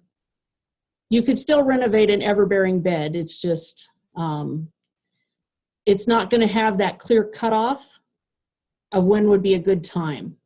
Where with the June bearers, you know they're done harvesting for the year, and that's when you would renovate them. And yeah, I wasn't going to talk so much about strawberries on plastic, but you saw that slide that talked about how many more plants it requires. The reason is because the runners aren't going to root and you're not going to get daughter plants. And so if you're growing on plastic is great, but you need to have irrigation under the plastic. And it's going to take a lot more plants per acre, and they're not going to continually renew themselves. So it is more of an annual system that you would want to plant every year or two. All right, strawberry question number 2. Do strawberries require irrigation? Well, again, it's going to depend on how much moisture you naturally have in the area. It's better to have irrigation available and not need to turn it on than not have it available. So what we want is our plants to get 1 inch to 1.5 inches of water per week from mid-June to mid-August, especially when they're producing fruit. But we don't want the soil to get waterlogged. All right, question 3. Planted a small bed of strawberries last year and the plants look very healthy and they have many runners, but the fruit is small and deformed. Well, again, if this is the matted row system and you've got too many plants, they're going to crowd each other out. They're not going to have, you know, that good sunlight exposure. They're not going to have enough nutrients, and what you're going to get are small strawberries. The deformed fruit could be due to a lack of pollination or to frost damage. So again, thinning is going to help with all those issues, thinning out the plants. All right, any questions before we move on to ribeys? All right, so the ribeys are currants and gooseberries. And you can see here, not all gooseberries are green. And we have lots of different colors of currants. Just going to briefly talk about them. These are some recommended currant cultivars, depending on what color you like. You could grow a little bit of everything. If you ever want to see some of these in action, they have a great planting down at Kimmel Orchard that has quite a few currant varieties in it. And then we have gooseberry cultivars. So we have American cultivars and European cultivars. And the European cultivars are larger and tend to have better flavor. So a lot of people prefer them. As far as planting, they begin growth very early, so you want to make sure that you plant them either very, very early in the spring or plant them the previous fall.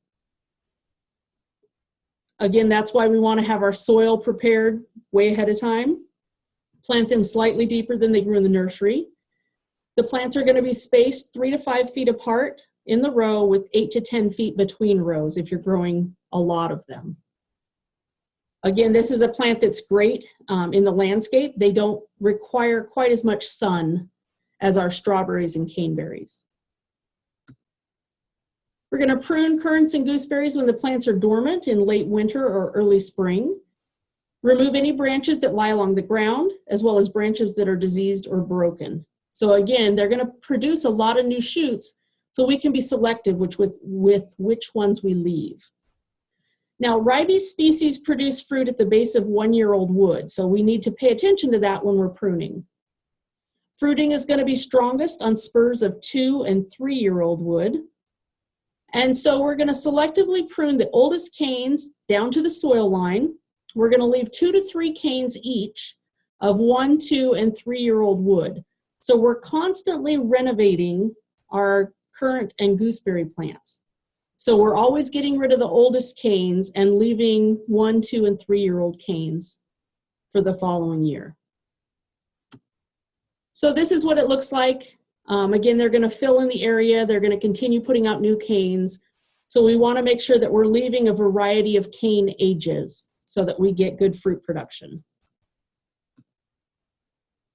Currants and gooseberries will ripen over a 2-week period. Again, we want to make sure we're picking them before they get overripe, because that's when spotted wing Drosophila become a problem.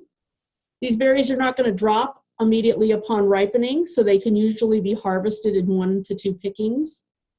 We harvest currants as clusters, so get out some pruners or some scissors, whereas gooseberries are picked as individual fruits. You can expect mature plants to give you 90 to 150 pounds if you're planting a 100-foot row. I don't know anybody who likes gooseberries quite that much. So again, you can probably get as many gooseberries as you want with just a couple plants. For the colored cultivars, wait for them to turn color before picking, because they're not going to continue to ripen after harvest. All right, so that was currants and gooseberries. I know that was really quick, but they're not quite as popular for people.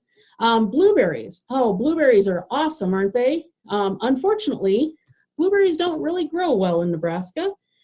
They require porous soil, so moist, sandy soils. We have a lot of clay. There are some sandy areas, but yeah, in the eastern part of the state, we have a lot of clay. And as I mentioned with the kiwi fruit, it makes it really hard then to bring your pH down to 4 to 5 and keep it down there. You might be able to get, it down there low once, but then that pH is going to start to creep right back up. So it's really tough to grow blueberries in native soils here. See, I've got a question or a comment here. Can you transplant a mature currant plant? You can. It's probably not the best practice because you're disrupting that root system and it's going to struggle. If you were going to do that, I'd probably, prune the top part as well so that it's got a balanced root system with the top part of the plant.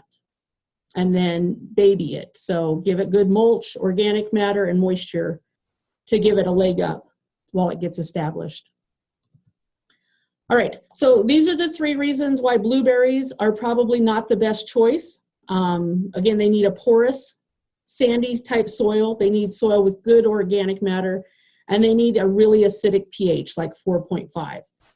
As I mentioned before, though, if someone really has their heart set on growing blueberries, if you throw enough money and effort at it, you can do anything you want. I visited with a grower in Kansas who reduced their soil pH using sulfuric acid and has been growing blueberries for a number of years. So again, if you're willing to go to that effort, it is possible, but it's not the easiest thing to do. So as far as somebody producing blueberries in their backyard, I would recommend against it. See, I've got a question here. Can you plant them in a bag? Yes. So if you were going to grow them in sort of an artificial soil like peat, where you could completely control the pH and the drainage, you could plant blueberries. Good question. They just don't do well in our native soils. And again, that just talks about most Nebraska soils, low in organic matter, high in pH. So those are the challenges to growing blueberries. All right, and then the last crop I want to talk about is grapes. Let's see, I've got a comment or question. Can you grow them in a big round bucket? Again, if you are completely controlling the soil you use, the drainage, the pH, you can grow blueberries. They just don't do well in our soil. All right, so just a disclaimer about grapes. Dr. Paul Reed on campus, he wants grape questions to come to him, especially from commercial growers. So these are just general recommendations. I tried to use information from the Nebraska wine grape growers as much as possible, but just know that I am not the primary contact if you have grape questions, that Dr. Reed wants to take those questions. My previous extension experience in North Carolina was as the statewide muscadine grape specialist. Muscadines are a little bit different than bunch grapes. And so again, if you have any questions about growing muscadines, which we don't grow here in Nebraska, I'm your girl. Otherwise, please contact Dr. Reed. All right, question in the chat. Do blueberries lend themselves to container gardening? Again, they are going to have a bigger root system than a strawberry, so you're going to have quite a bit more soil than you would for strawberries. So they can grow in a big bucket. It's just going to be a little bit harder. All right, on to grapes. Lots of different kinds of grapes. So Vitis vinifera, those are our European wine grapes, things like Cabernet, Merlot, Chardonnay. Then we have the native grapes, so Vitis labrusca. These are things like Concord, Niagara. They are not grown on a rootstock, so you can propagate from your neighbor's plant and bring a cutting to your yard. Most of the grapes grown in Nebraska are French-American hybrids or American varietals. So things like Edelweiss, St. Croix. So you'll see a lot of these different names, and it's important to understand which of those groups that variety falls in. In the chat, there are a few new varieties for blueberries for containers. Okay, great. Are there different kinds of Concord grapes? No, Concord is a variety or a cultivated variety. So Concord is a specific type of grape. Is it okay to spray Grass Be Gone under raspberries to control grass? Again, it just depends on the herbicide, and is it going to be moving through the soil? Is it going to be taken up by those roots? If the raspberry roots are under the grass, then only if you're trying to kill your raspberries. Great questions. Love it. All right, so as far as recommended grape cultivars, those American varieties, these are a lot of our juice grapes, including Concord, Delaware, Niagara. And again, this information all comes from nebraskawines.com. Seedless table grapes, so if you're not making juice or wine. Canadice, which is one of my personal favorites. Mars, Jupiter, Neptune, Himrod, Reliance, Vanessa. You can see there's a lot of different seedless table grapes that are options. If you're trying to produce white wine, here are some of the options there. So Edelweiss, Vidal Blanc, red varieties like Chamberson, Marquette. So a lot of these you probably recognize from trying different wines, and you could try growing them in your own yard.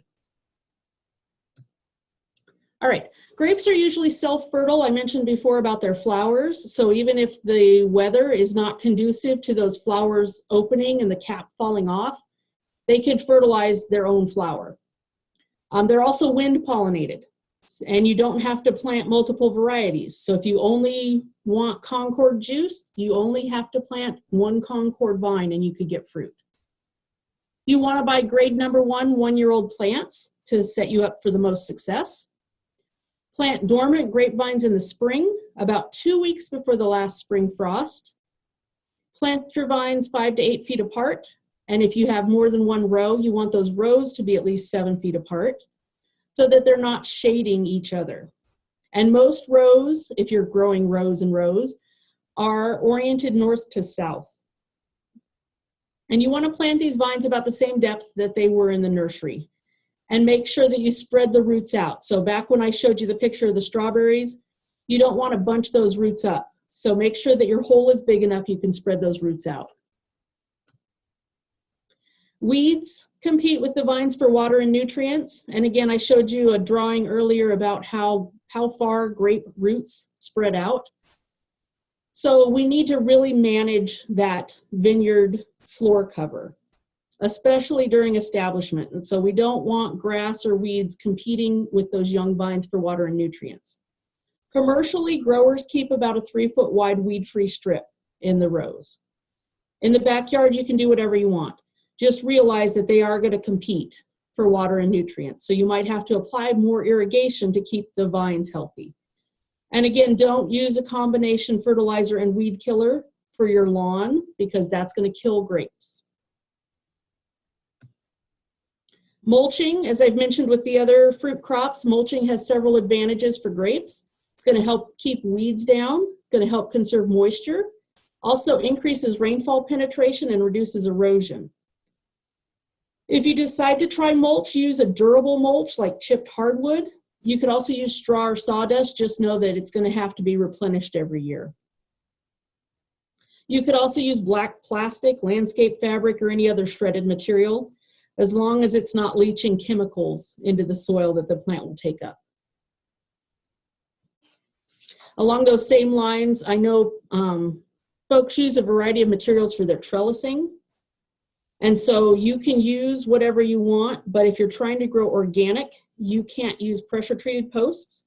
You can't use old telephone poles, because again, they have chemicals in them that might be leached into the soil. So you would want to use something like black locust or Osage orange or metal if you're trying to grow organic grapes. We want to avoid mulching on poorly drained soils because grapevines don't like wet feet, and mulching may actually increase moisture in the root zone.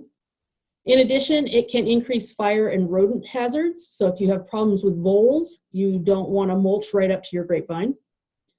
And if you choose to mulch in a new vineyard, you want to make sure to pull the mulch a few inches away from tender young plants. So it's that plant, you can't even see that tender young plant. What you actually see there is the bamboo shoot that it's being trained up. But when your vines are that young, you want to make sure that you're not choking them out with your mulch.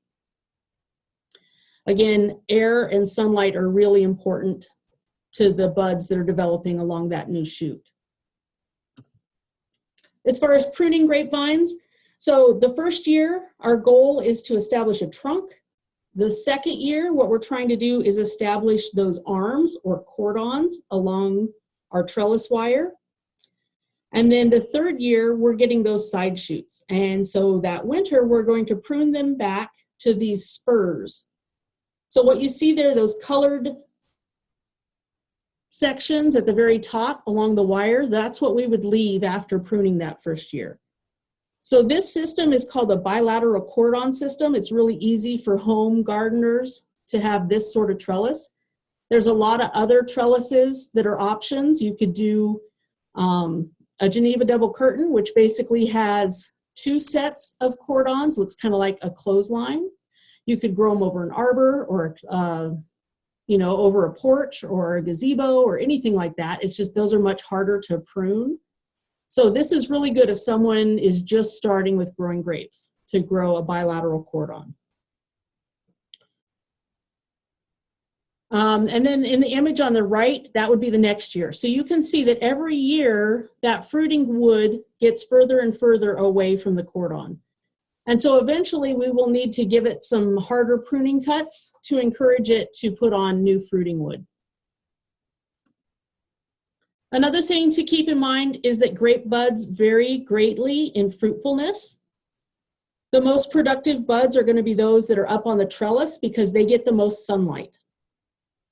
But keep in mind that American grapes like Concord, those buds that are right up there next to the wire are not fruitful. So they have non-fruitful basal buds. So the basal buds are the ones that are at the base of that shoot.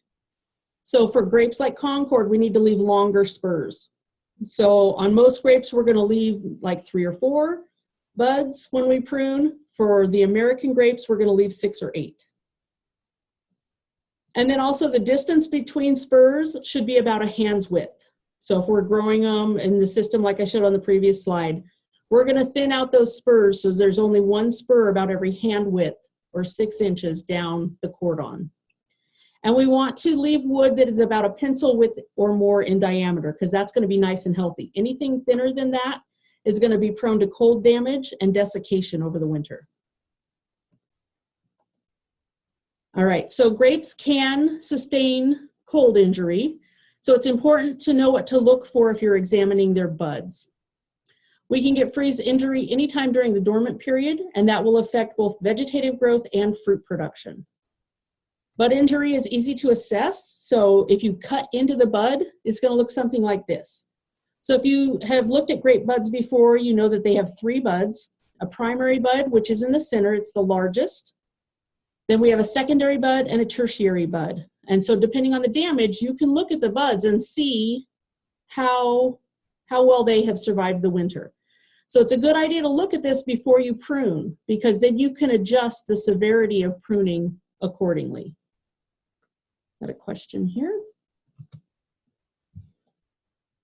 All right, back to pruning raspberries. If it wasn't done last fall, and it is supposed to be done, February, March. And with the warmth recently and the cold weather predicted for next weekend, it'd be better to prune after that cold comes through.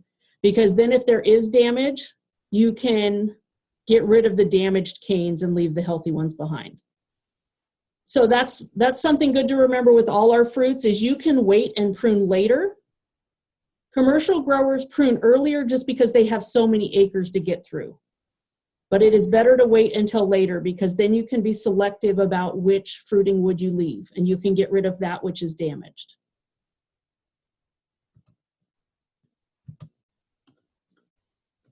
All right, there's tons of information online. Just make sure that where you're searching for it is a reliable source.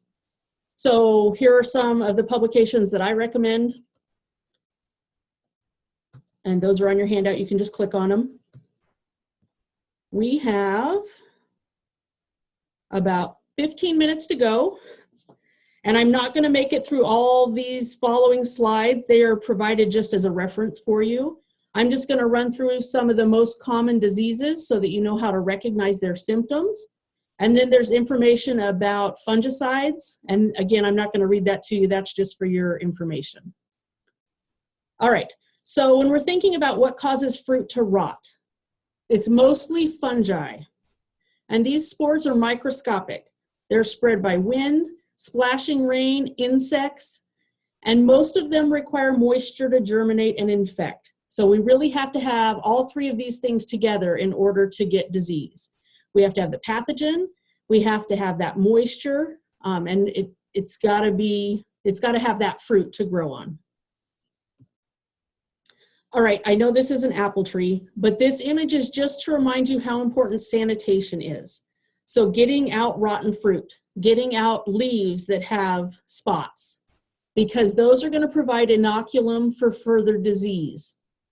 And so especially at the end of the season, but even during the season, we want to get these out to keep disease down and also to keep from inviting the insects like spotted winged Drosophila. So strawberries have 3 major leaf diseases. This is what leaf spot looks like. And we'll talk about treatment options in a minute. Leaf scorch.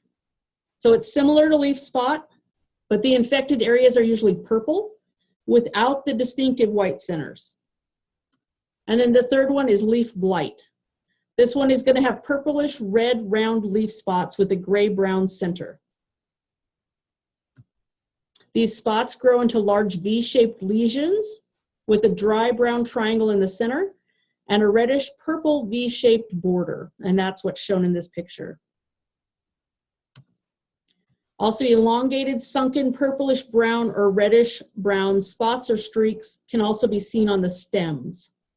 So hopefully when folks are trying to get you to diagnose their strawberry diseases, they'll bring in the entire leaf with the petiole so you can see what's going on.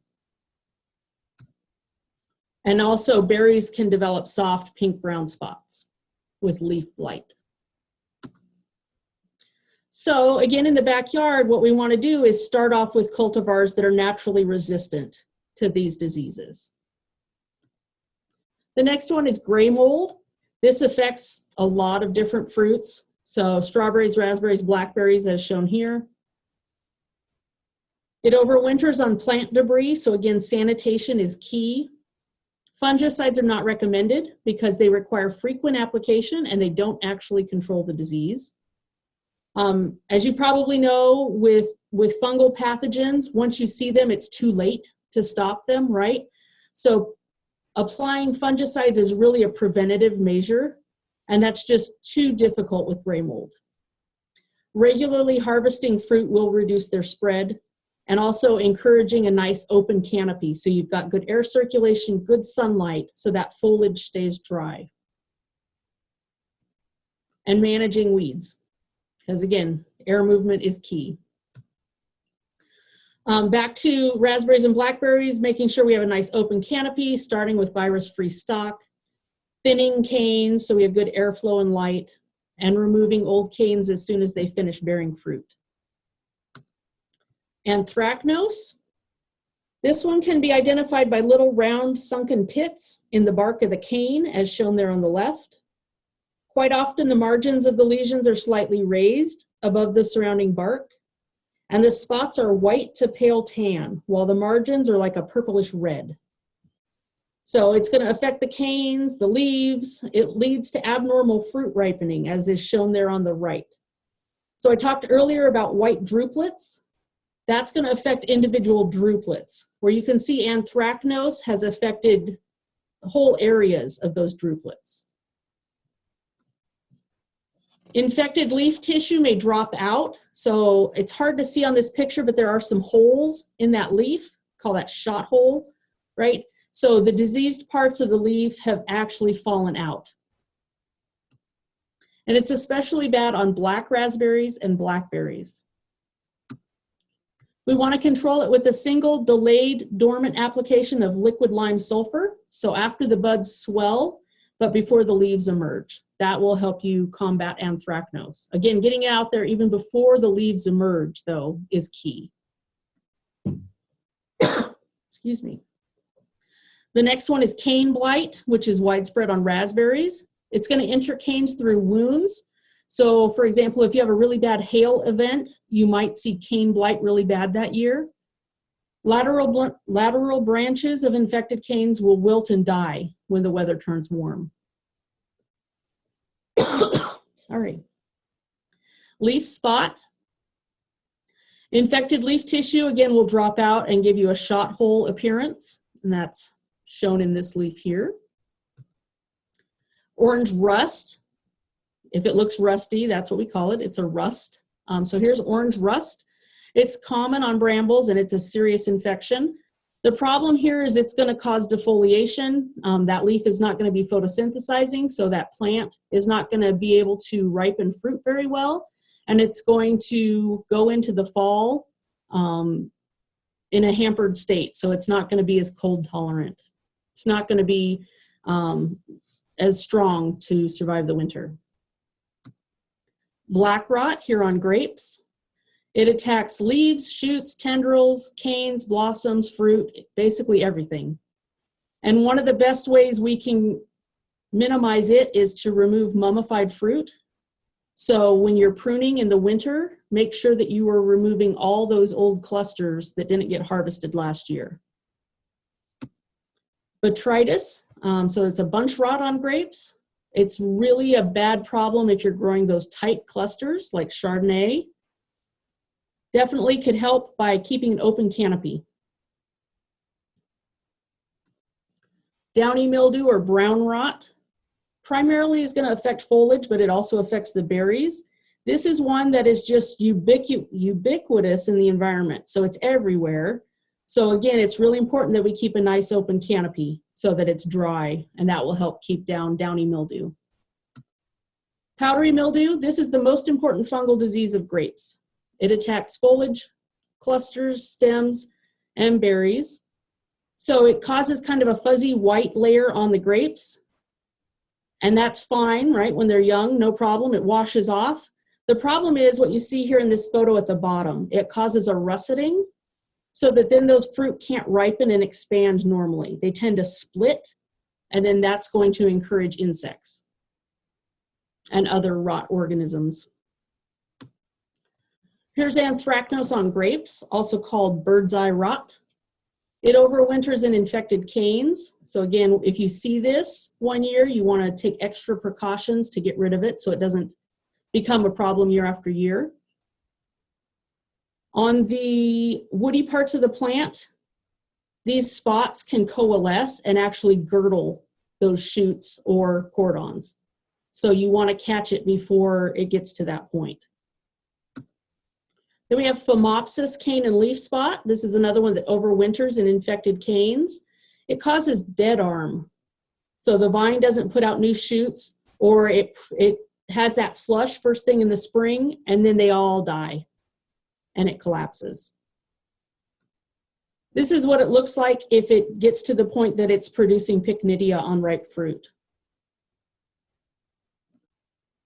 So again, with growing grapes, we want to try to pick varieties that are naturally disease resistant.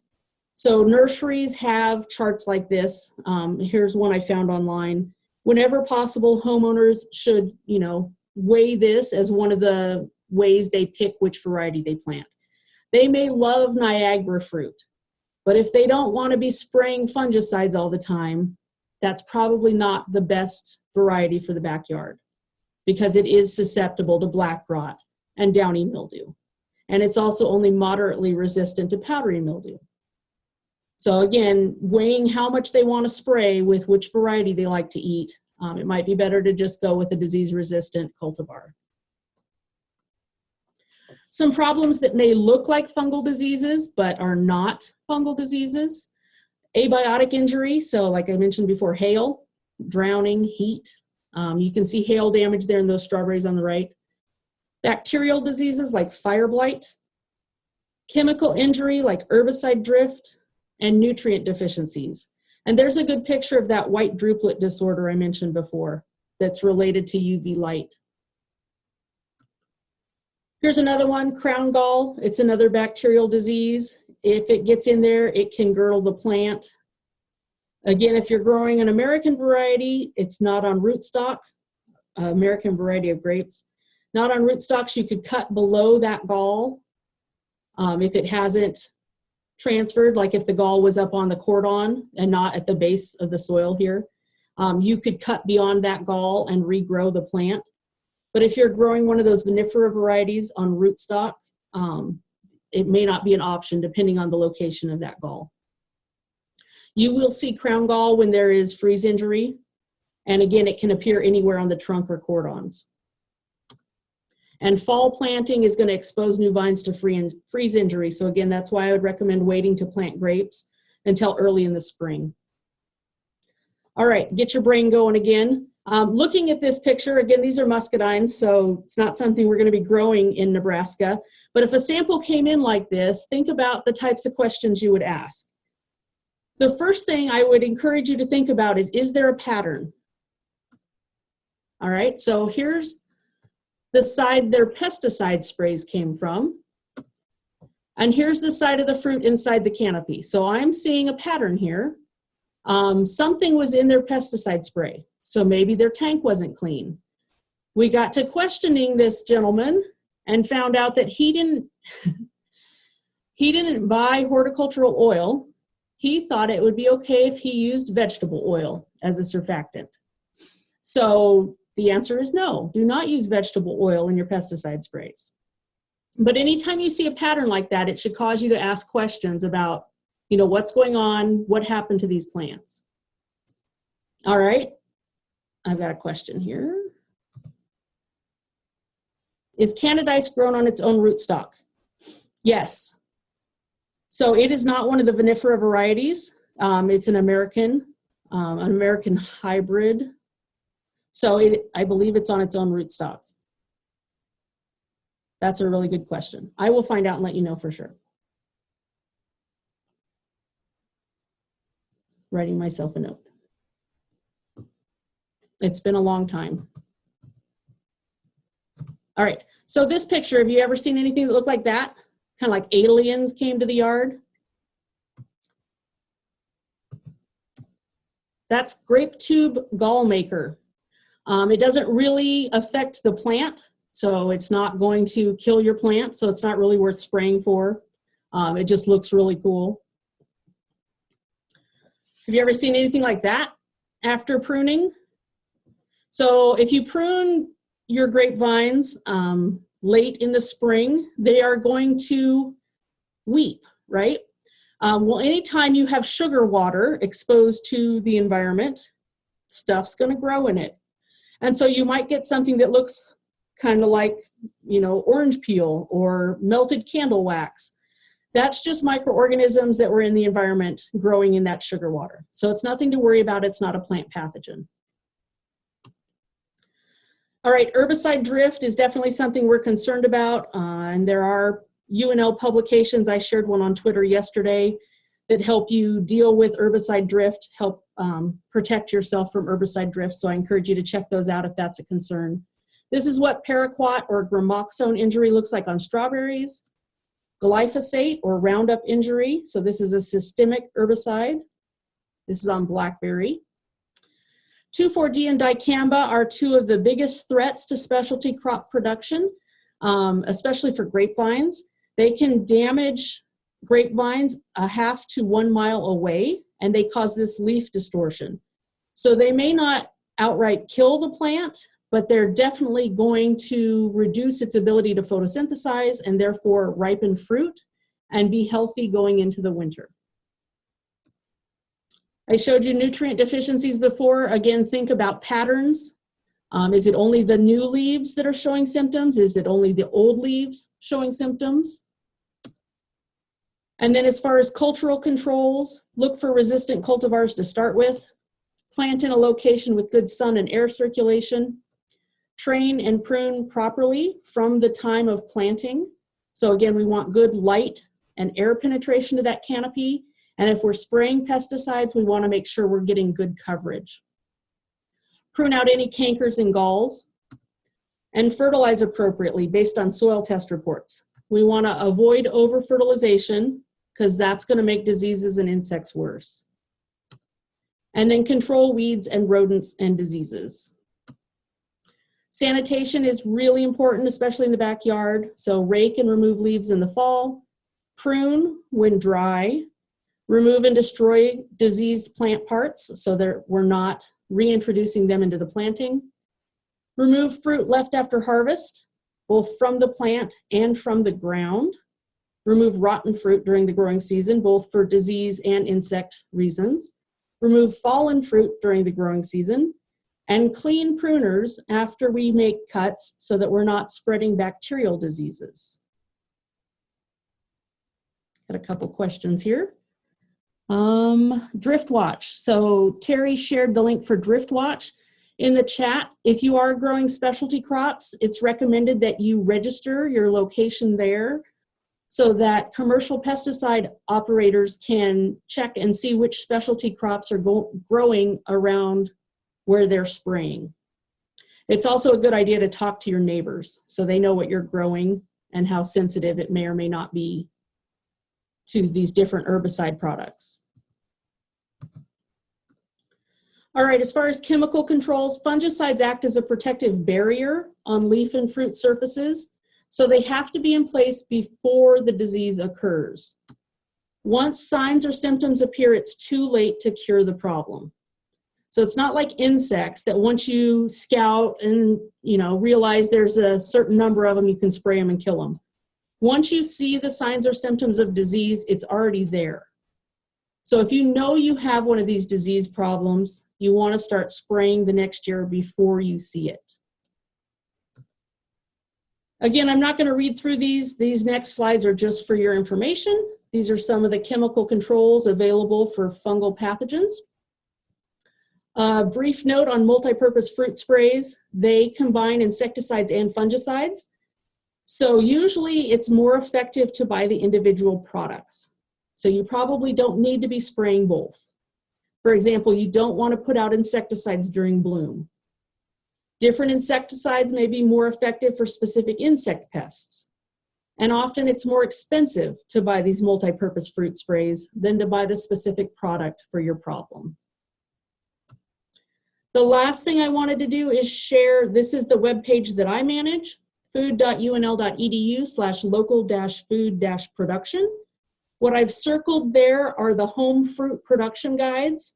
So there's the Midwest Home Fruit Production Guide, which is a great publication out of Ohio State University. It's huge, and it's broken down by crop. Then we have Managing Pests in Home Fruit Plantings and an Organic Pest and Disease Management in Home Fruit and Berry Bushes. So those are really great references to have bookmarked on your computer so that you can quickly find this information to answer questions from the public. And with that, we have 11 minutes left for questions. Feel free to unmute your mic if you'd like to talk rather than type in the chat. So does anybody have any questions for Connie? We can unmute you because I pretty much went and muted everybody. So oh, there's a chat. How hot should your compost pile be? Do you know that off the top of your head, Terry? It gets 140 to kill the seeds. I'm not for sure about pathogens. So yeah, I'm not sure either, but that should be something that'd be pretty easy to find. In fact, I shared a link on Twitter. I know UNL has a great page of compost tips. So if you just do a Google search on compost and UNL, it should come right up.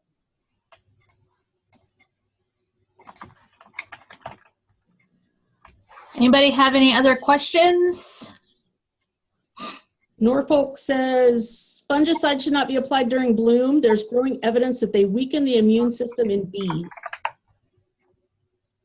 Excellent. Again, most of our fungicides we want to apply way before bloom anyway.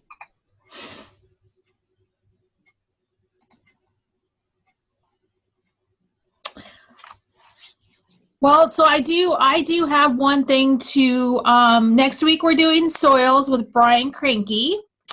And the hands-on training that he's going to do with you guys.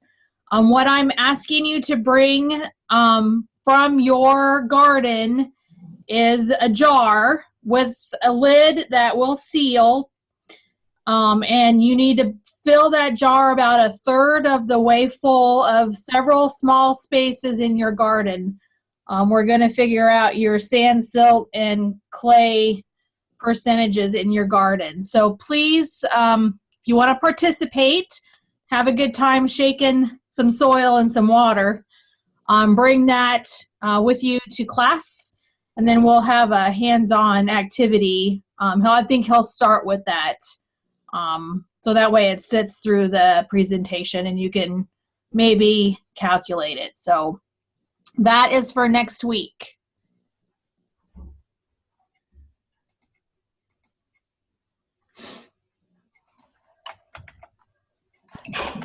Terry, is a pint-sized jar okay?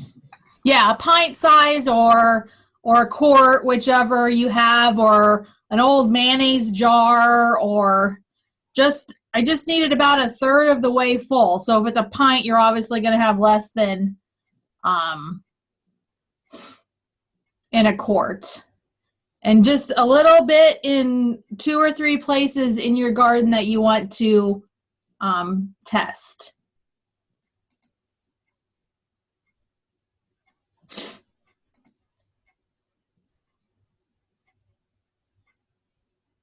Does anybody have any more questions?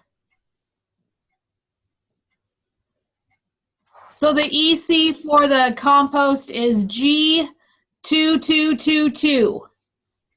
That's easy. Yep, that's an easy one. All right. Well, thank you so much, Connie. You gave us a lot. I know. It'll take a while to sink in, but now you have it as a handout, so it's a resource for you. And feel free to email me anytime or post a question and pictures on Twitter. That's a great way to share pictures and get questions asked and answered. All right. Thank you very much, everybody. See you next week. Thanks, Connie. Thank you.